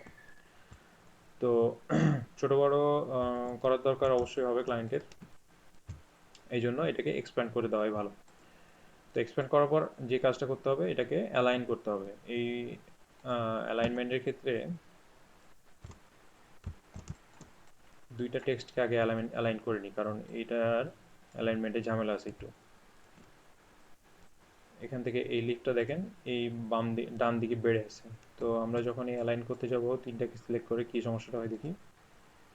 আচ্ছা, এটাকে আমি আগে এই লোগোর যে পোর্শনটা এটাকে গ্রুপ করে নিই, এটাকে লোগো আইকন বলছি আমরা, এটাকে গ্রুপ করে নিলাম। কন্ট্রোল জি চাপলে এখানে গ্রুপ হয়ে গেল। কিভাবে গ্রুপ হয়ে আছে কোনো অবজেক্ট বা না হয়ে আছে এটা কিভাবে বুঝবেন? রাইট ক্লিক করলে এখানে দেখেন আনগ্রুপ আছে, আনগ্রুপ অপশন আসতেছে, মানে এটা গ্রুপ হয়ে আছে, আনগ্রুপ করতে বলা বলা হচ্ছে। গ্রুপ করার কারণটা হচ্ছে এটাকে গ্রুপ করে টোটালটাকে একটা অবজেক্টে পরিণত করলাম। একটা অবজেক্টে পরিণত হয়ে এখন যদি আমি এই এখন টোটাল এখানে কয়টা অবজেক্ট হচ্ছে, এটা একটা, এটা একটা, এটা একটা, তিনটা অবজেক্টকে সিলেক্ট করে আমি যদি হরিজন্টাল অ্যালাইন সেন্টার করি, তাহলে দেখেন সেন্টার হয়ে গেছে, কিন্তু তারপরও হয় নাই। কারণটা বলি, এখান থেকে যদি আমি গাইডলাইন নেই, এই যে দুইটা গাইডলাইন নিলাম, এরপরে একটা রেক্ট্যাঙ্গেল নিই, এই গাইডলাইন থেকে এই জি এর মাথা পর্যন্ত একটা রেক্ট্যাঙ্গেল নিলাম, রেক্ট্যাঙ্গেলের কালারটা নিয়ে হচ্ছে হোয়াইট। তো এই রেক্ট্যাঙ্গেলটা এখন আমার ডান দিকে নিতে গেলে সমান হয়ে যাওয়ার কথা, এন পর্যন্ত চলে যাওয়ার কথা, যাচ্ছে কি না দেখি, যাচ্ছে না। কিন্তু কারণ কি এখানে না যাওয়ার কারণটা হচ্ছে এই যে দেখেন এই লিফটা মাথা বাড়িয়ে দেওয়া আছে, লিফের মাথাটা মানে বেড়ে আছে, এটা পুরোটা এই পর্যন্ত অ্যালাইন হয়েছে। এখন যদি আমি এই লিফের মাথা বরাবর নিয়ে যাই, তাহলে দেখবো যে এটুকু, এই অংশটুকু বেড়ে আছে, মানে এই অংশটুকু আমাদের আনওয়ান্টেড হয়ে আছে ওই অ্যালাইনের ক্ষেত্রে। এটুকুকে ঠিক করার জন্যে ম্যানুয়ালি অ্যালাইন করতে হবে এই জায়গাটুকু আপাতত। এই জন্য আগে দুইটা টেক্সটকে অ্যালাইন করে নিতে চাচ্ছিলাম। ডেলিভারি দেওয়ার আগে অ্যালাইনমেন্ট অবশ্যই চেক করতে হবে। তো এটাকে আরেকটু ডান দিকে সরালে ঠিক হয়ে যাবে। আপাতত এটুকুকে এইভাবে দিলে মোটামুটি ঠিক হয়ে গেছে, একটু ডান দিকে বেশি গেছে। ওকে, এভাবে রাখলেই হবে। এখন আমি একটু জুম আউট করে দেখি, গ্রিন ইজিলি পড়া যাচ্ছে, সমস্যা নেই। এখন কি করব, পুরোটাকে সিলেক্ট করব, দিয়ে কন্ট্রোল জি চাপবো, গ্রুপ হয়ে গেল। এখান থেকে আসবো এই যে অপশনটা অ্যালাইন টু আর্টবোর্ড, এখানে অ্যালাইন টু আর্টবোর্ড করা আছে, দেখেন এটা যদি আপনার অ্যালাইন টু সিলেকশন থাকে তাহলে অ্যালাইন টু আর্টবোর্ড করে এখান থেকে আবার হরিজন্টাল অ্যালাইনে ক্লিক করবেন বা ভার্টিক্যাল অ্যালাইনে ক্লিক করবেন, তাহলে আর্টবোর্ডের সাথে পুরো লোগোটা অ্যালাইনড হয়ে গেল। এখন কি করব, লোগোর ফাইল বানাইতে হবে আপনাকে। লোগোর ফাইল কি কি দিবেন? ভেক্টর ফাইল হিসেবে আপনি দিতে পারেন হচ্ছে AI file, PDF file, EPS file, SVG file, এই চারটা ফাইল আপনি ভেক্টর ফাইল হিসেবে দিতে পারেন। তো এগুলো দেওয়ার জন্য কি করতে হবে, আপনাকে কন্ট্রোল শিফট এস চাপতে হবে, ফাইলগুলো তো ক্রিয়েট করতে হবে। আমার যে ফাইলটা এখন আপাতত আছে এটা হচ্ছে ডট এআই ফাইল। তো এই ফাইল থেকে আমাকে ইপিএস ফাইল নিয়ে আসতে হলে কন্ট্রোল শিফট এস চাপতে হবে। কন্ট্রোল শিফট এস এ save as document dialog box open হবে। Save as dialog box open হওয়ার পর আমি এখান থেকে সেভ অ্যাজ টাইপ, মানে ফাইল ফরম্যাটটা সিলেক্ট করতে বলা হচ্ছে, আমি এখান থেকে পিডিএফটা সিলেক্ট করলাম, সেভে ক্লিক করলাম। আরেকটা ডায়লগ বক্স আসবে, পিডিএফ এর যে অপশনটা, সেভ পিডিএফ এর অপশনগুলো এখান থেকে আসবে, দরকার নাই আপাতত মানে এদিক ওদিক দেখার। এখান থেকে সেভ পিডিএফ এ ক্লিক করলাম, পিডিএফ ফাইল সেভ হয়ে গেছে, পরে দেখাচ্ছি আমি। আবার কন্ট্রোল শিফট এস চাপলাম, ইলাস্ট্রেটর ইপিএস ফাইলটা সিলেক্ট করলাম, সেভ করলাম, ওকে করলাম, ইপিএস ফরম্যাটটা সেভ হয়ে গেল। এখান থেকে আবার কন্ট্রোল শিফট এস চাপলাম, আবার এসভিজি ফাইল সিলেক্ট হলো, সেভে ক্লিক করলাম, এবার এসভিজি ফাইলটাও সেভ হয়ে গেল। ওকে, আমাদের ভেক্টর ফাইল যেগুলো এগুলো আমরা বানাই নিছি, ভেক্টর ফাইলগুলো আমরা বানায় ফেললাম। একটা হচ্ছে আমাদের এই যে ফাইনাল লোগো, মানে এই ফাইল থেকে আমরা কয়েকটা ভেক্টর বানাইলাম, যেমন এসভিজি ফাইল বানাইলাম, ইপিএস ফাইল বানাইলাম, পিডিএফ ফাইল বানাইলাম, চারটা ভেক্টর ফাইল যথেষ্ট হয়। এর বাইরে আর কোনো কাজ মানে এই ভেক্টরের ফাইলগুলোর বাইরে আর ফাইলের দরকার আছে বলে আমার মনে হয় না। হ্যাঁ, যদি থাকে তাহলে ক্লায়েন্টকে বলতে হবে যে আপনার আহ, অন্য কোনো যদি ফরম্যাট দরকার হয় তাহলে আমাকে জানান, ওইটাকে আমরা গেরিলা পদ্ধতিতে বানায় দিয়ে দিবেন।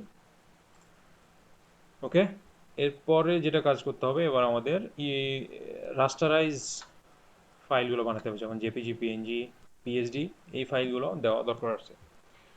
তো রাস্টারাইজ ফাইল বানানোর ক্ষেত্রে যেই প্রথমেই কাজটা করবেন সেটা হচ্ছে এখান থেকে ব্যাকগ্রাউন্ড যদি কিছু থাকে সেটাকে ডিলিট করে দিবেন। কারণটা পরে বলতেছি। ব্যাকগ্রাউন্ডটাকে এখান থেকে ডিলিট করে দিই। আমাদের ব্যাকগ্রাউন্ডটা লক করা আছে, কন্ট্রোল অল্টার 2 চাপলাম, তাহলে এটা আনলক হয়ে গেল। যে লক করা লেয়ারগুলো থাকে এটা কন্ট্রোল অল্টার 2 চাপলে আনলক হয়ে যায়। তো আনলক হয়ে যাওয়ার পর আমাদের যেই লেয়ারটা ডিলিট করতে হবে ওইটাকে সিলেক্ট করলাম, তারপরে ব্যাক স্পেস চাপলাম।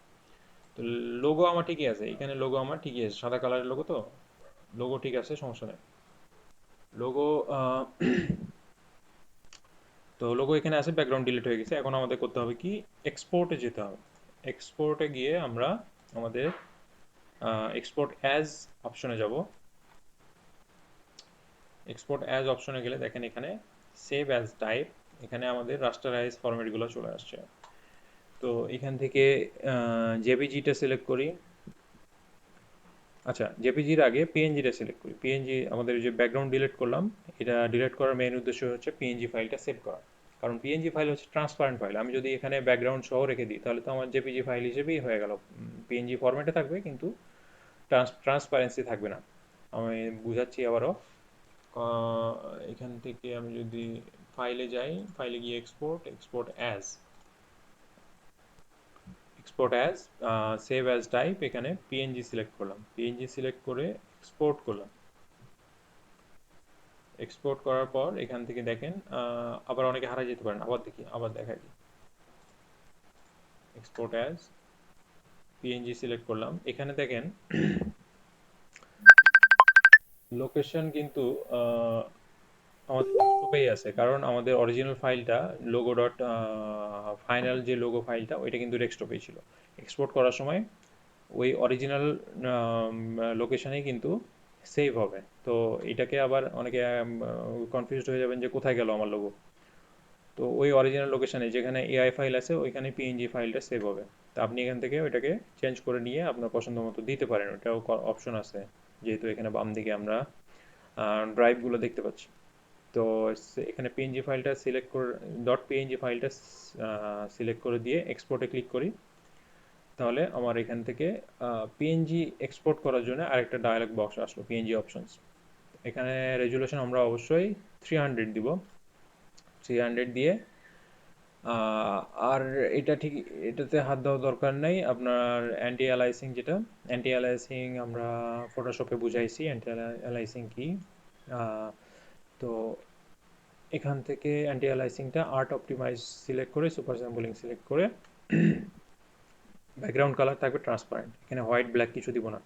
আমাদের পিএনজি বানানোর মেন উদ্দেশ্যই হচ্ছে ট্রান্সপারেন্ট ব্যাকগ্রাউন্ড যাতে থাকে। তো ওকে করব।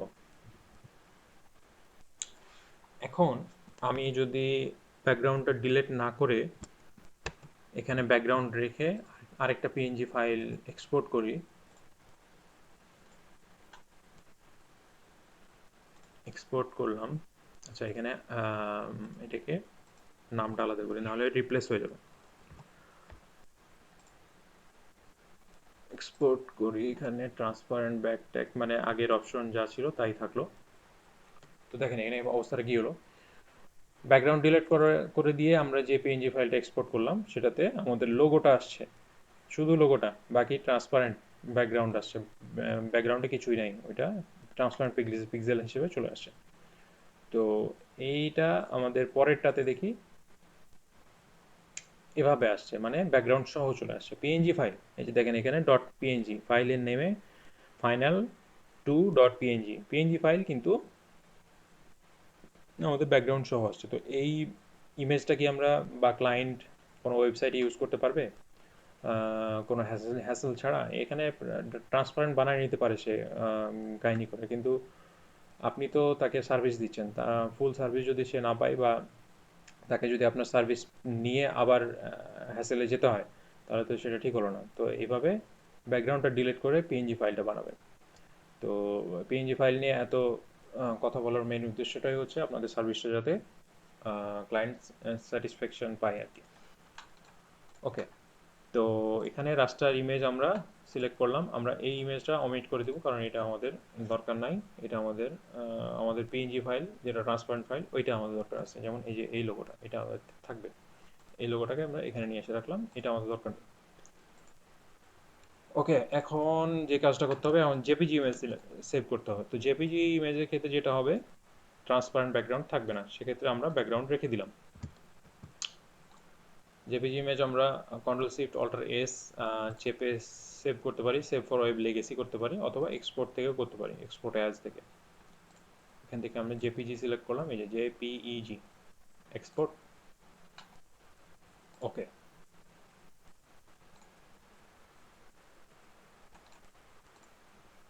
এই যে আমাদের জেপিজি ইমেজ চলে আসছে, এটাকে নিচে নিয়ে আসলাম। এরপরে যে ইয়াটা লাগবে হচ্ছে আমাদের পিএইচডি ফাইল লাগবে। এখান থেকে আমরা ইলাস্ট্রেটর থেকে পিএইচডি ফাইল এক্সপোর্ট করে নিতে পারি। পিএইচডি ফাইল মানে ফটোশপ ফাইল, ওই ফাইলটা আমরা ফটোশপে, ক্লায়েন্ট যদি ধরেন যে ক্লায়েন্টের ইলাস্ট্রেটর জানা নাই, তবে তখন সে কি করবে, এই পিএইচডি ফাইলটা ফটোশপে ওপেন করে এডিট করতে পারবে। এইটা হচ্ছে মেন কথা। এক্সপোর্ট করে নিলাম। রেজুলেশন অবশ্যই এখান থেকে বাড়িয়ে হাই করে দিব, 300 সবসময় হাই রেজুলেশনে আমরা পিএইচডি ফাইল এক্সপোর্ট করব। কালার মোড থাকবে RGB, যেহেতু আমরা RGBতেই বানাইছি। সিএমওয়াইকে আমরা লোগো বানাবো না, সিএমওয়াইকে আমরা কোনো জিনিস বানানোর দরকার নাই আপাতত, যখন দরকার হবে তখন আমি বানাবো। এখান থেকে সিএমওয়াইকে সিলেক্ট করার ইচ্ছা হতে পারে অনেকের, করে দেখবেন, সমস্যা নেই, কিন্তু RGBতে লোগো ডেলিভারি দেওয়ার সময় RGB সিলেক্ট করতে হবে। নিচে অপশন যেগুলো আছে, এখানে ফ্ল্যাট ইমেজে আমরা ক্লিক করবো না, রাইট লেয়ার্স এটাতে ক্লিক করে রাখবো, এবং ম্যাক্সিমাম এডিটেবিলিটি এটা যদি ক্লিক করা না থাকে তাহলে চেক করে দিব এখানে।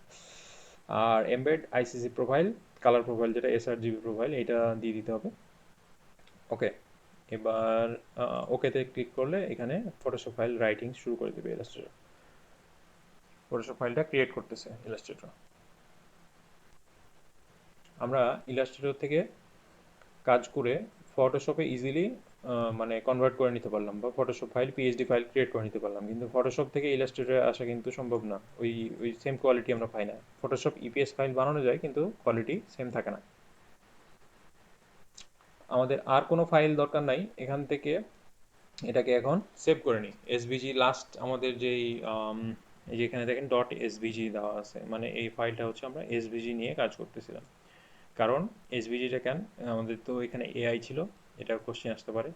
তো এসভিজিটা হচ্ছে লাস্টে যে ফাইলটা সেভ করলাম আমরা, যে সেভ অ্যাজ দিয়ে, ওইটার ফাইল টাইপ ছিল এসভিজি, ওই জন্য এসভিজিটা থেকে গেছে। তো সমস্যা নেই, এসভিজিও আপনার হচ্ছে ভেক্টর ফাইল, এটা এডিট করা যায় ভেক্টরের মতোই। এসভিজি মেইনলি ইউজ করা হয় ওয়েব ভেক্টর হিসেবে।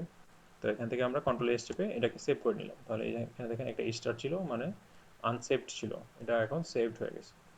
এবার কেটে দিলাম, আমাদের কাজ শেষ। এখন ফোল্ডার ফোল্ডার করে ক্লায়েন্টকে ডেলিভারি দিতে হবে।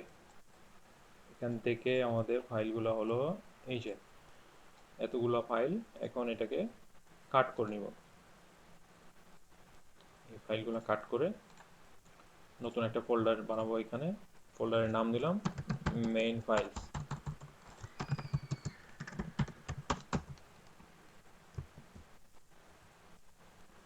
এখানে এসে পেস্ট করে দিলাম আমি, এখান থেকে এই যে এখানে এসে পেস্টে ক্লিক করলে পেস্ট হয়ে যাবে। আমি শর্টকাট ইউজ করছি কন্ট্রোল V। তো কি কি ফাইল দিলাম একবার দেখে নেন। ডট এআই মানে রবি ইলাস্ট্রেটর ফাইল, ইপিএস ফাইল এটাও ভেক্টর ফাইল, ইলাস্ট্রেটরের ফাইল। জেপিজি ফাইল যেটা, এটা হচ্ছে রাস্টারাইজড ইমেজ, মানে এটা হচ্ছে জুম করলে ফেটে যাবে। ওকে, পিডিএফ ফাইল এটা হচ্ছে আপনার ইলাস্ট্রেটর পিডিএফ ফাইল, অবশ্যই এই পিডিএফ ফাইলটা ইলাস্ট্রেটর ওপেন করেই কিন্তু এডিট করা যাবে।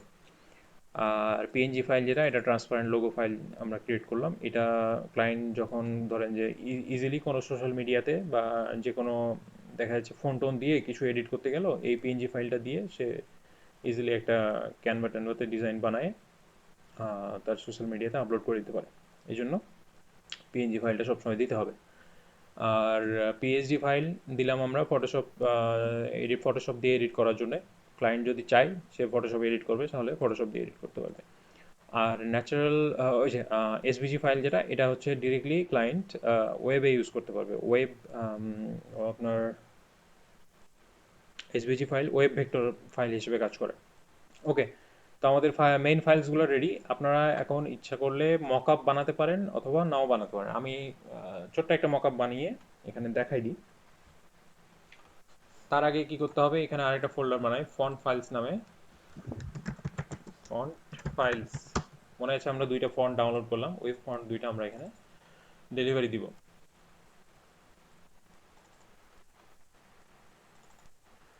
ডাউনলোড হয়েছে এই যে Playfair Display dot zip, Exo dot zip, এই দুইটা ফন্ট ফাইল আমরা কপি করে নিই। এই দুটো ডাউনলোড দিয়েছিলাম আমরা আমাদের লোগোতে, এই দুইটা ফন্টই ইউজ করছি। তো এখান থেকে ফন্ট ফাইলসে এখানে দুইটা ফন্ট দিয়ে দিলাম। এরপর যদি আপনাদের মন চায় তো যে কাজটা করতে পারেন, এই যে ফাইলটা ওপেন করবেন,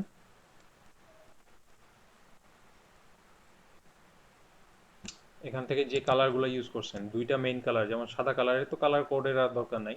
এখান থেকে আমরা কালার কি ইউজ করছি, এই যে একটা এই গ্রিনটা ডার্ক গ্রিন আর একটা হচ্ছে লাইট গ্রিন, এই দুইটার কালার কোড আপনি ক্লায়েন্টকে দিয়ে দিতে পারেন। কিভাবে দিবেন, এখান থেকে আপনি কালার কোডটা আলটিমেট কালার পিকার যেটা আমরা ইউজ করি, পিক্সি, এটা অনেকে নাও জানতে পারেন এখনও, আমি জানি এখনও অনেকে জানেন না এটা পিক্সি জিনিসটা কি। তো দেখাই দিই, এখান থেকে গুগলে আসবেন, পিক্সি লিখে সার্চ করবেন। পিক্সি লিখে সার্চ করার ফলে এখানে কই কই কই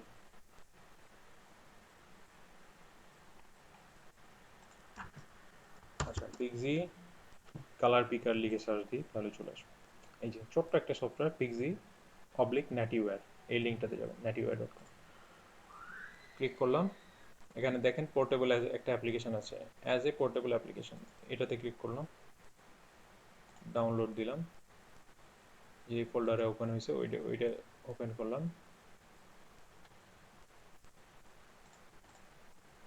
এই যে পিক্সি, এটাকে সেফ একটা জায়গায় রাখবো, ধরে নিলাম যে এটাকে কপি করলাম, কপি করে এই সফটওয়্যারের মধ্যে রাখলাম, পেস্ট। তারপরে কি করব, এখান থেকে পিন টু টাস্ক বার করে দিব। এই যে রাইট ক্লিক করলাম এই পিক্সির উপরে, রাইট ক্লিক করলাম পিন টু টাস্ক বার, তাহলে কি হলো দেখেন এখানে আমার টাস্ক বারে এই যে আইকনটা চলে আসছে। এখন যখনই আমি এটা ইউজ করতে যাব, তখন আমি যদি এখানে ক্লিক করি, এই যে এখানে ক্লিক করলাম, তাহলে ছোট্ট একটা উইন্ডো চলে আসছে দেখেন। এই উইন্ডোটা হচ্ছে colour পিকার window, Pixie hot kiss লেখা আছে দেখেন, এখানে কিছু কিছু কি দেওয়া আছে, কিভাবে আপনারা কালার কোডটা কপি করতে পারবেন, এই পিক্সি সফটওয়্যার দিয়ে কপি করতে পারবেন। ছোট্ট একটা সফটওয়্যার কিন্তু খুব কাজের সফটওয়্যার। তো এটা ক্লিক করার পরেই এখানে এরকম একটা ছোট্ট উইন্ডো আসবে, এটাকে আপনি জায়গা মতো রেখে আপনি কাজ করতে পারেন, কারণ ছোট্ট সফটওয়্যার তো খুব বেশি জায়গা খায় না।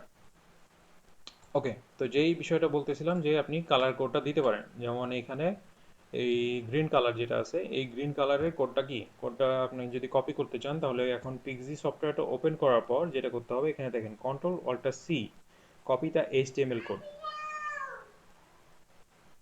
ওকে, control alter C, control alter C হিসেবে আমি যদি মাউসটা নিয়ে যাই, মাউসটা যে জায়গায় নিব দেখেন ওখানে কালারটা চেঞ্জ হচ্ছে, এই যে দেখেন ওই কালারটা চেঞ্জ হচ্ছে এখানে, এই যে এই জিনিস জায়গাটা খেয়াল করেন, মাউস যে জায়গায় নিব ওই জায়গায় কালার চেঞ্জ হবে। ওকে, তো এখান থেকে আমি মাউস এই ডার্ক গ্রিন কালারের উপরে রেখে কন্ট্রোল অল্টার সি চাপলাম কিবোর্ড থেকে, কিছু দেখতে পাচ্ছেন না কিন্তু অলরেডি কোডটা কপি হয়েছে। তো এখন এই কোডটাকে কি করব, এখান থেকে আরেকটা ফোল্ডার বানাই, কালার কোডস, কালার কোডসের ভিতরে এখানে একটা নতুন ফাইল নিব, টেক্সট ডকুমেন্ট নতুন ফাইল, এখানে নিব কালার কোডস, ফাইলের নাম দিলাম। এবার ফাইলটা ওপেন করব সুন্দরভাবে, এখানে কালারের নামটা দিব ডার্ক গ্রিন, এবার কালার কোডটা দিয়ে দিব, কন্ট্রোল ভি, পেস্ট হলো। ওই কালার কোডটা কপি হয়েছিল, আপনারা দেখতে পাননি কিন্তু কপি হয়েছিল কন্ট্রোল অল্টার সি চাপার ফলে। ওই কালারের উপরে যখন আমি মাউসটা নিয়ে গেলাম, তখন মাউসটা নিয়ে যাওয়ার পর কন্ট্রোল অল্টার সি চাপছিলাম, দিয়ে কালার কোডটা কপি হয়েছে। কালার কোডটা এভাবে না দিয়ে পাস দিয়ে পেস্ট করার পর হ্যাশ দিব একটা।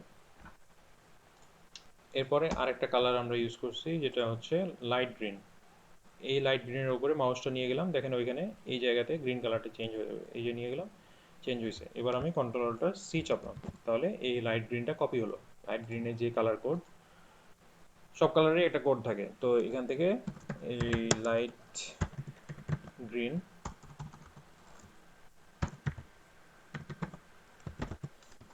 লিখে এখানে পেস্ট করলাম। এখন আপনি ভাববেন যে এখানে লাইট বানান ভুল হয়েছে, কিন্তু লাইট বানানটা ভুল হয় না। এই লাইট মানে হচ্ছে হালকা। তো লাইট গ্রিন এখানে এই কালার কোডটা পেস্ট করে দিলাম কন্ট্রোল ভি চাপে। ওকে, আর কোনো কাজ নাই এখানে। আমি এখানে এই ফাইলটাকে সেভ করে রেখে দিলাম। তাহলে এখন যখন ক্লায়েন্ট এই কালার কোডের মধ্যে এই ফাইলটা ওপেন করবে, তখন সে দেখতে পাবে যে কী কালার আমরা ইউজ করছি, কোন কালার কোডে। তখন সে তার ইচ্ছা মতো জায়গায় ওই কোডগুলো ইউজ করে, কিছু কনজুস ক্লায়েন্ট আছে তো যে ব্র্যান্ডিং মানে গাইডলাইন বানায় না, ওদের জন্য এগুলো। তো যাই হোক, এখানে কালার কোড দিয়ে দিলাম। এরপরে আর কি আছে, একটা মকআপ দিতে পারেন। ছোট্ট করে একটা মকআপ বানানো শিখাই দিই। মানে মকআপ তো ইউজ করছেনই আপনারা অবশ্যই এর আগে। এখান থেকে একটা মকআপ, লোগোর মকআপটা দেখাই দিই।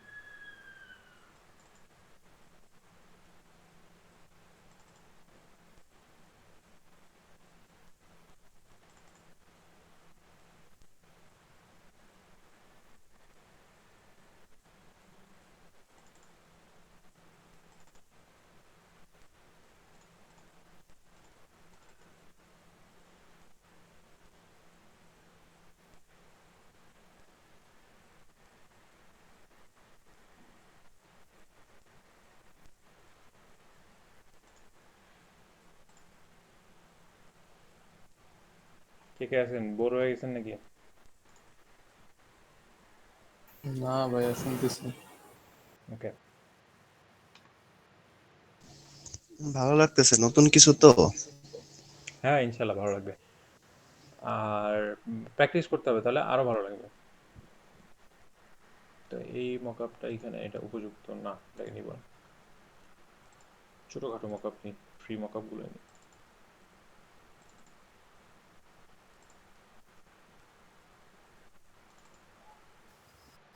ভাইয়া আমাদের 2-3টা মকআপ দিয়ে দেন। আচ্ছা ঠিক আছে, দিচ্ছি। তো কি করব, এখানে স্মার্ট অবজেক্ট যেটা আছে, মকআপ ইউজ করা আমরা এর আগেও করছি, ফটোশপে কীভাবে মকআপ ইউজ করতে হয়। তো এখানে এই যে স্মার্ট অবজেক্টে ক্লিক করব, মানে যে ইমেজটাকে রিপ্লেস করব ওইটা সবসময় মকআপের লেয়ার অপশনে গিয়ে দেখতে পাবো যে কোন ইমেজটা চেঞ্জ করার জন্য বলা আছে। এখানে লেখা থাকে, প্রফেশনাল যারা মকআপ ডিজাইন করে ওরা এখানে লিখেই রাখে। তো এখান থেকে স্মার্ট অবজেক্টে ডাবল ক্লিক করলে নতুন একটা উইন্ডো ওপেন হবে। এই উইন্ডোতে আমরা আমাদের কাঙ্ক্ষিত লোগোটা যদি বসাই দিই, এই লোগোটা, তাহলে তো বসানোর আগে আর একটা কাজ করব। এখানে দেখেন, এই যে এই কালারটা, এই লিফের যে কালারটা, এই কালারটা হচ্ছে ব্যাকগ্রাউন্ডের কালার সাথে মিল আছে। তো আমরা কি করব, এটাকে হলো করে দিব। কিভাবে, পুরোটাকে সিলেক্ট করি। সিলেক্ট করার পর পাথফাইন্ডার করি, মাথা খারাপ হয়েছে। আচ্ছা, এখান থেকে ডিভাইড করে দিব। পুরোটাকে সিলেক্ট করার পর পাথফাইন্ডারে এসে ডিভাইড করে দিলাম। ডিভাইড করার ফলে কি হলো, সবগুলো আলাদা আলাদা অবজেক্ট হয়ে গেছে, কিন্তু আনগ্রুপ করা হয় নাই। আনগ্রুপ করে দিই, তাহলে এখান থেকে আমি এই যে লিফটাকে ডিলিট করে দিলে মাঝখান দিয়ে কিন্তু ওই লিফের আর মাঝখান দিয়ে কিছুই নাই। এটা দেখেন মাঝখান দিয়ে দেখা যাচ্ছে। তো আমার উদ্দেশ্যটা, ডিলিট করার উদ্দেশ্যটা এটাই ছিল। কেন ছিল এখন দেখায়। মকআপে যখন এখন বসাতে যাব তখন দেখেন কি হয়।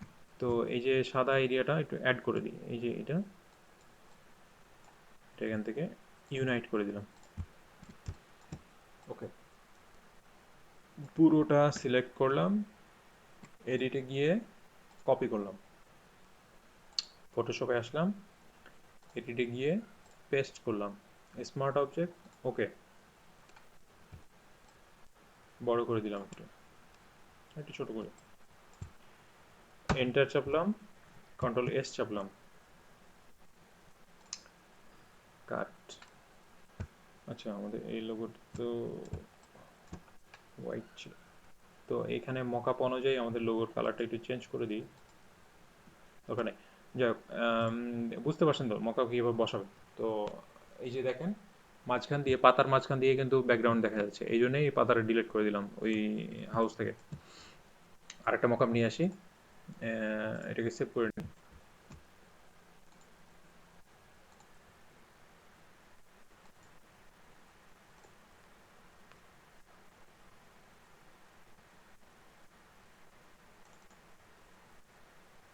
এটাতে ভালোভাবে বোঝা যাবে।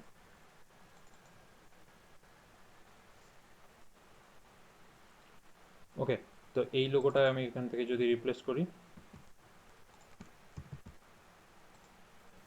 ভাই এখানে জেপিজি ফাইল এনে বসালে হবে না? হবে, সমস্যা নেই। জেপিজি ফাইল আনলে কেমনে হবে? এখানে আপনার পিএনজি আনতে হবে। কেন বলেন তো?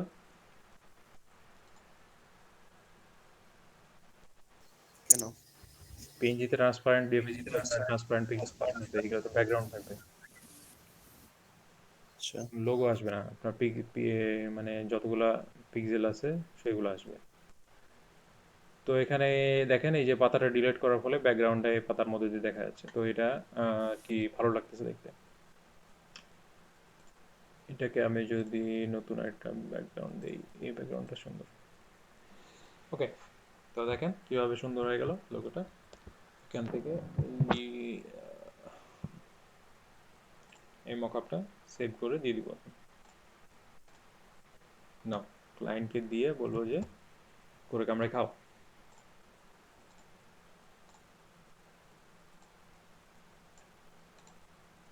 আর একটু প্রফেশনাল হওয়ার জন্য কি করবেন, এখান থেকে আরেকটা ফোল্ডার বানাবেন,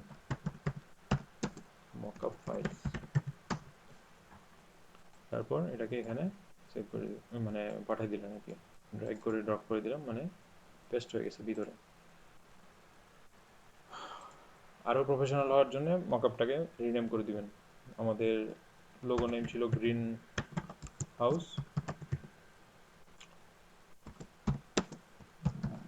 মকআপ, ডান। এরপর কি করবেন, চারটা ফাইল সিলেক্ট করবেন, একসাথে কাট করবেন, নতুন একটা ফোল্ডার নেবেন, গ্রিন হাউস লোগো, পেস্ট করবেন, চলে আসছে ফাইল। এটা থেকে গেল আপনাদের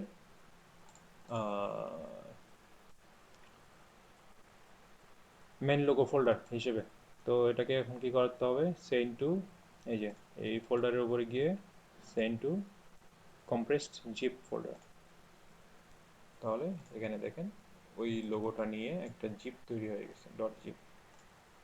এই জিপের মধ্যে আমাদের ফাইলগুলো আছে, এই যে দেখেন সবগুলো ফাইল এখানে আছে, এই জিপের মধ্যে আছে। জিপ করার কারণ হচ্ছে এই ফোল্ডার কিন্তু পাঠানো যায় না, আর আপনি এখন সবগুলো ফাইল একটা একটা করে দিবেন, এগুলোকে কি একটা একটা করে দিবেন, এগুলোকে একটা একটা করে দেওয়া ঠিক না। তো জিপ ফাইলটা যেটা দিয়ে দিলে যেটা হবে যে ক্লায়েন্ট আবার জিপটাই ডাউনলোড করবে, ডাউনলোড করার পর সে এক্সট্রাক্ট করবে এখান থেকে। এক্সট্রাক্ট যদি করে, এক্সট্রাক্ট টু আমি যদি এখানে করি, তাহলে একটা সুন্দর ফোল্ডার হিসেবে ক্লায়েন্ট লোগোটা পেয়ে যাবে। কোথায় গেল, ও আচ্ছা, গ্রিন হাউস লোগোতেই গেছে। এখানে এভাবে এই যে গ্রিন হাউস লোগোতে আরেকটা ফাইল চলে আসছে, দেখছেন? তো যাক, ওই নামে আরেকটা লোগো ছিল, মানে ফোল্ডার ছিল, দেখে ওইটা রিপ্লেস হয়ে গেছে ভিতরে। তো ক্লায়েন্ট এভাবে আরেকটা ফোল্ডারই পাবে, আমরা যেভাবে দিয়েছি ওইভাবেই পাবে। তো এভাবে জিপ করে দিব আমরা সবসময়, এভাবে জিপ করে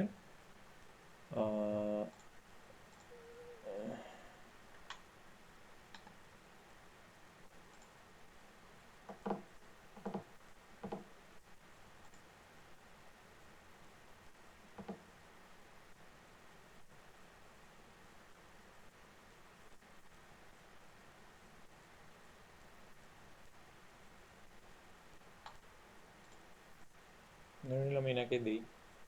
এখান থেকে যে অ্যাটাচে মানে যেখানে কাজ করবেন, আপরকে কাজ করতে গেলে আপরকের মতো করে আপলোড দিতে হবে, আর ফাইবারে কাজ করতে গেলে ফাইবারের মতো করে আপলোড দিতে হবে। তো আপাতত এখানে দেখাই দিই, এখানে ড্র্যাগ অ্যান্ড ড্রপ করলে ফাইলটা চলে আসলো, এখানে আপলোড হয়ে যাবে, সেন্ড বাটনে ক্লিক করবেন, ফাইল চলে গেল, ডান। আর আপাতত কোনো কাজ নাই। ওকে, তো আজকের ক্লাসে কার কি কোশ্চেন আছে করেন দেখি।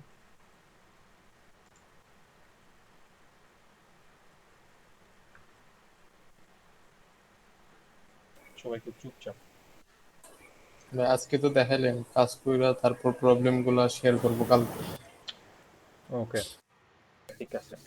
ভাইয়া ওই যে চিমনিটা বানানোর জন্য আর একটা উপায় আছে অল্টারনেটিভ, সেটা দেখাবো। অফসেট পাথ আছে ওইটা, শিখলেও হবে না শিখলেও হবে, সমস্যা নাই, দেখাই দিই তারপর। ধরে নেন আহ,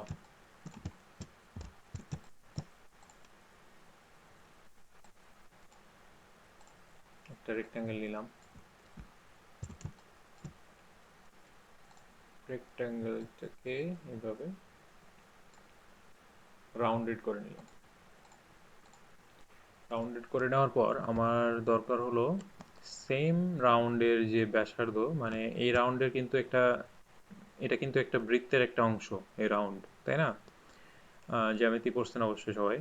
তো বৃত্তের এই অংশটার একটা ব্যাসার্ধ আছে, সেম ব্যাসার্ধ নিয়ে আমরা আরেকটা রাউন্ড নিব, মানে আরেকটা রাউন্ডেড রেক্ট্যাঙ্গেল নিব। কিভাবে নিব? এটাকে যদি আমি কন্ট্রোল সি চাপি, কন্ট্রোল সি চেপে কন্ট্রোল এফ চাপি, তাহলে এর ফ্রন্টে আরেকটা, সরি, কন্ট্রোল বি চাপি, তাহলে এর ব্যাকে আরেকটা rounded rectangular rounded rectangle paste হয়ে গেছে। তো আমি যদি এটাকে এখন বড় করি, শিফট চেপে বড় করি, তাহলে দেখেন দুইটা রাউন্ডেড রেক্ট্যাঙ্গেল আসছে। প্রথমটা, এটা এখানে একটা কালার কালার দিই, লাল কালার, এটা সাদাই থাক। তো এই জায়গাটাতে দেখেন কি হয়েছে, যখন আমি বড় করলাম তখন এটার ব্যাসার্ধ কিন্তু চেঞ্জ হয়ে গেছে, আর এটার ব্যাসার্ধ আগেরটা থেকে এটা চেঞ্জ হয়ে গেছে। দেখেন এটার দুইটা রাউন্ড কিন্তু মিলে না। এই কাজটা আমরা অফসেট পাথ দিয়ে ইজিলি করতে পারি, যে আমাদের দুইটাই যাতে সেম ব্যাসার্ধ থাকে। তো এখানে কি করতে হবে, এটাকে আমি একটু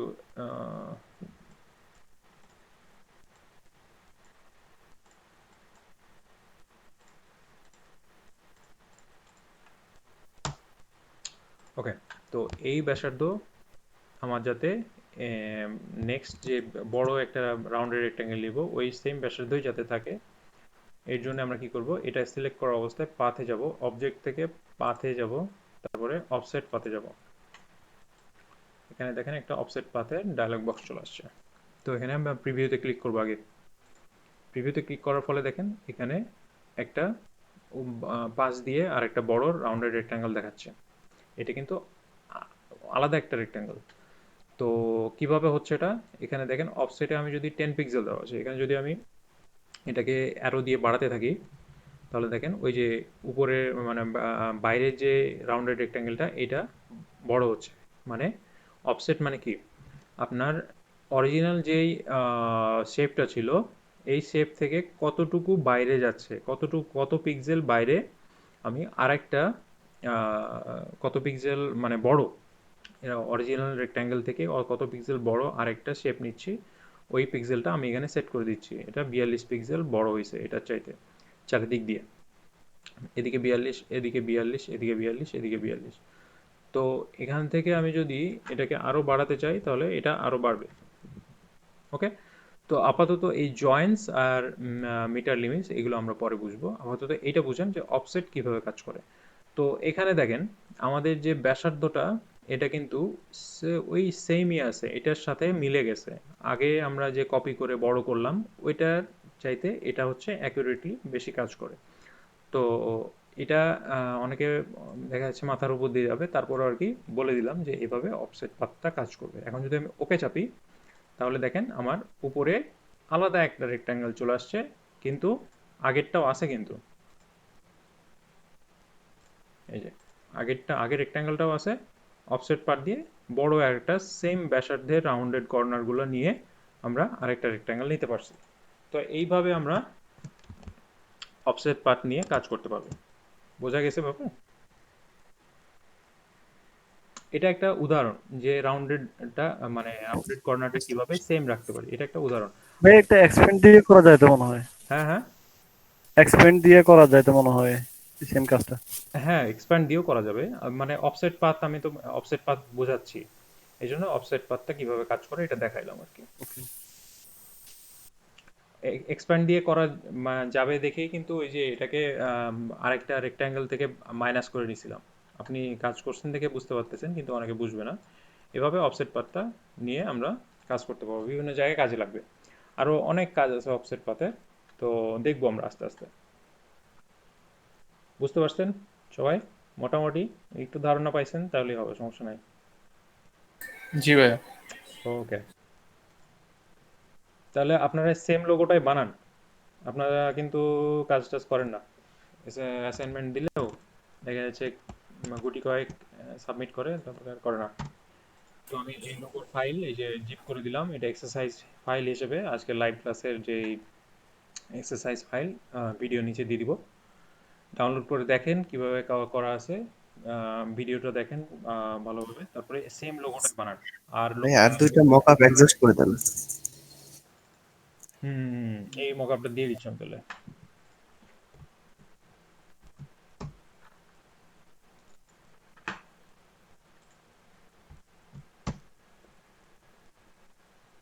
মকআপ মকআপ মকআপ ভাইয়া আমাদের একদিন লাইভ প্রজেক্ট দেখাবেন ইদানিং? লাইভ প্রজেক্ট দেখানো যায় এখন, মানে নেক্সট ক্লাসে তাহলে দেখাবো নি একটা লোগো লাইভ প্রজেক্ট, তাহলে বুঝতে পারবেন কিভাবে ক্লায়েন্টরা জ্বালায় আর কি করে। জি ভাই।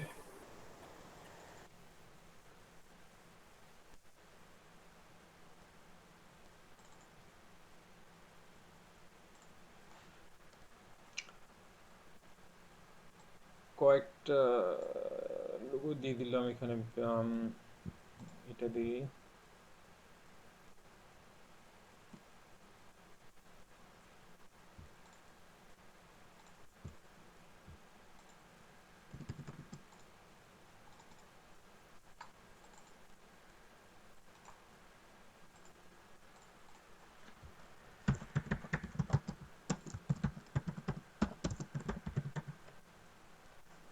এখানে এই যে এই ফোল্ডারের মধ্যে থাকলো মকআপ ফাইলগুলো।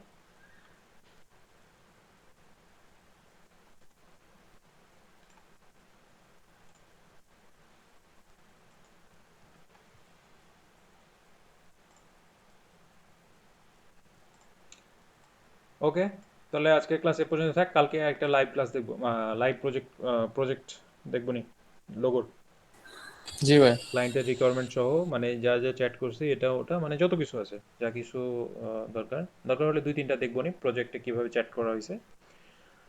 ভিডিওতে তো রেকর্ড থাকবেই, ওগুলো আপনার পরে কেউ যদি মিস করে বা সাথে সাথে যদি বুঝতে না পারেন, তাহলে ওটা রেকর্ড থাকবে, সমস্যা নেই। ওকে, তাহলে শেষ করলাম তাহলে আজকে। জি ভাই। ঠিক আছে, ভালো থাকবেন সবাই।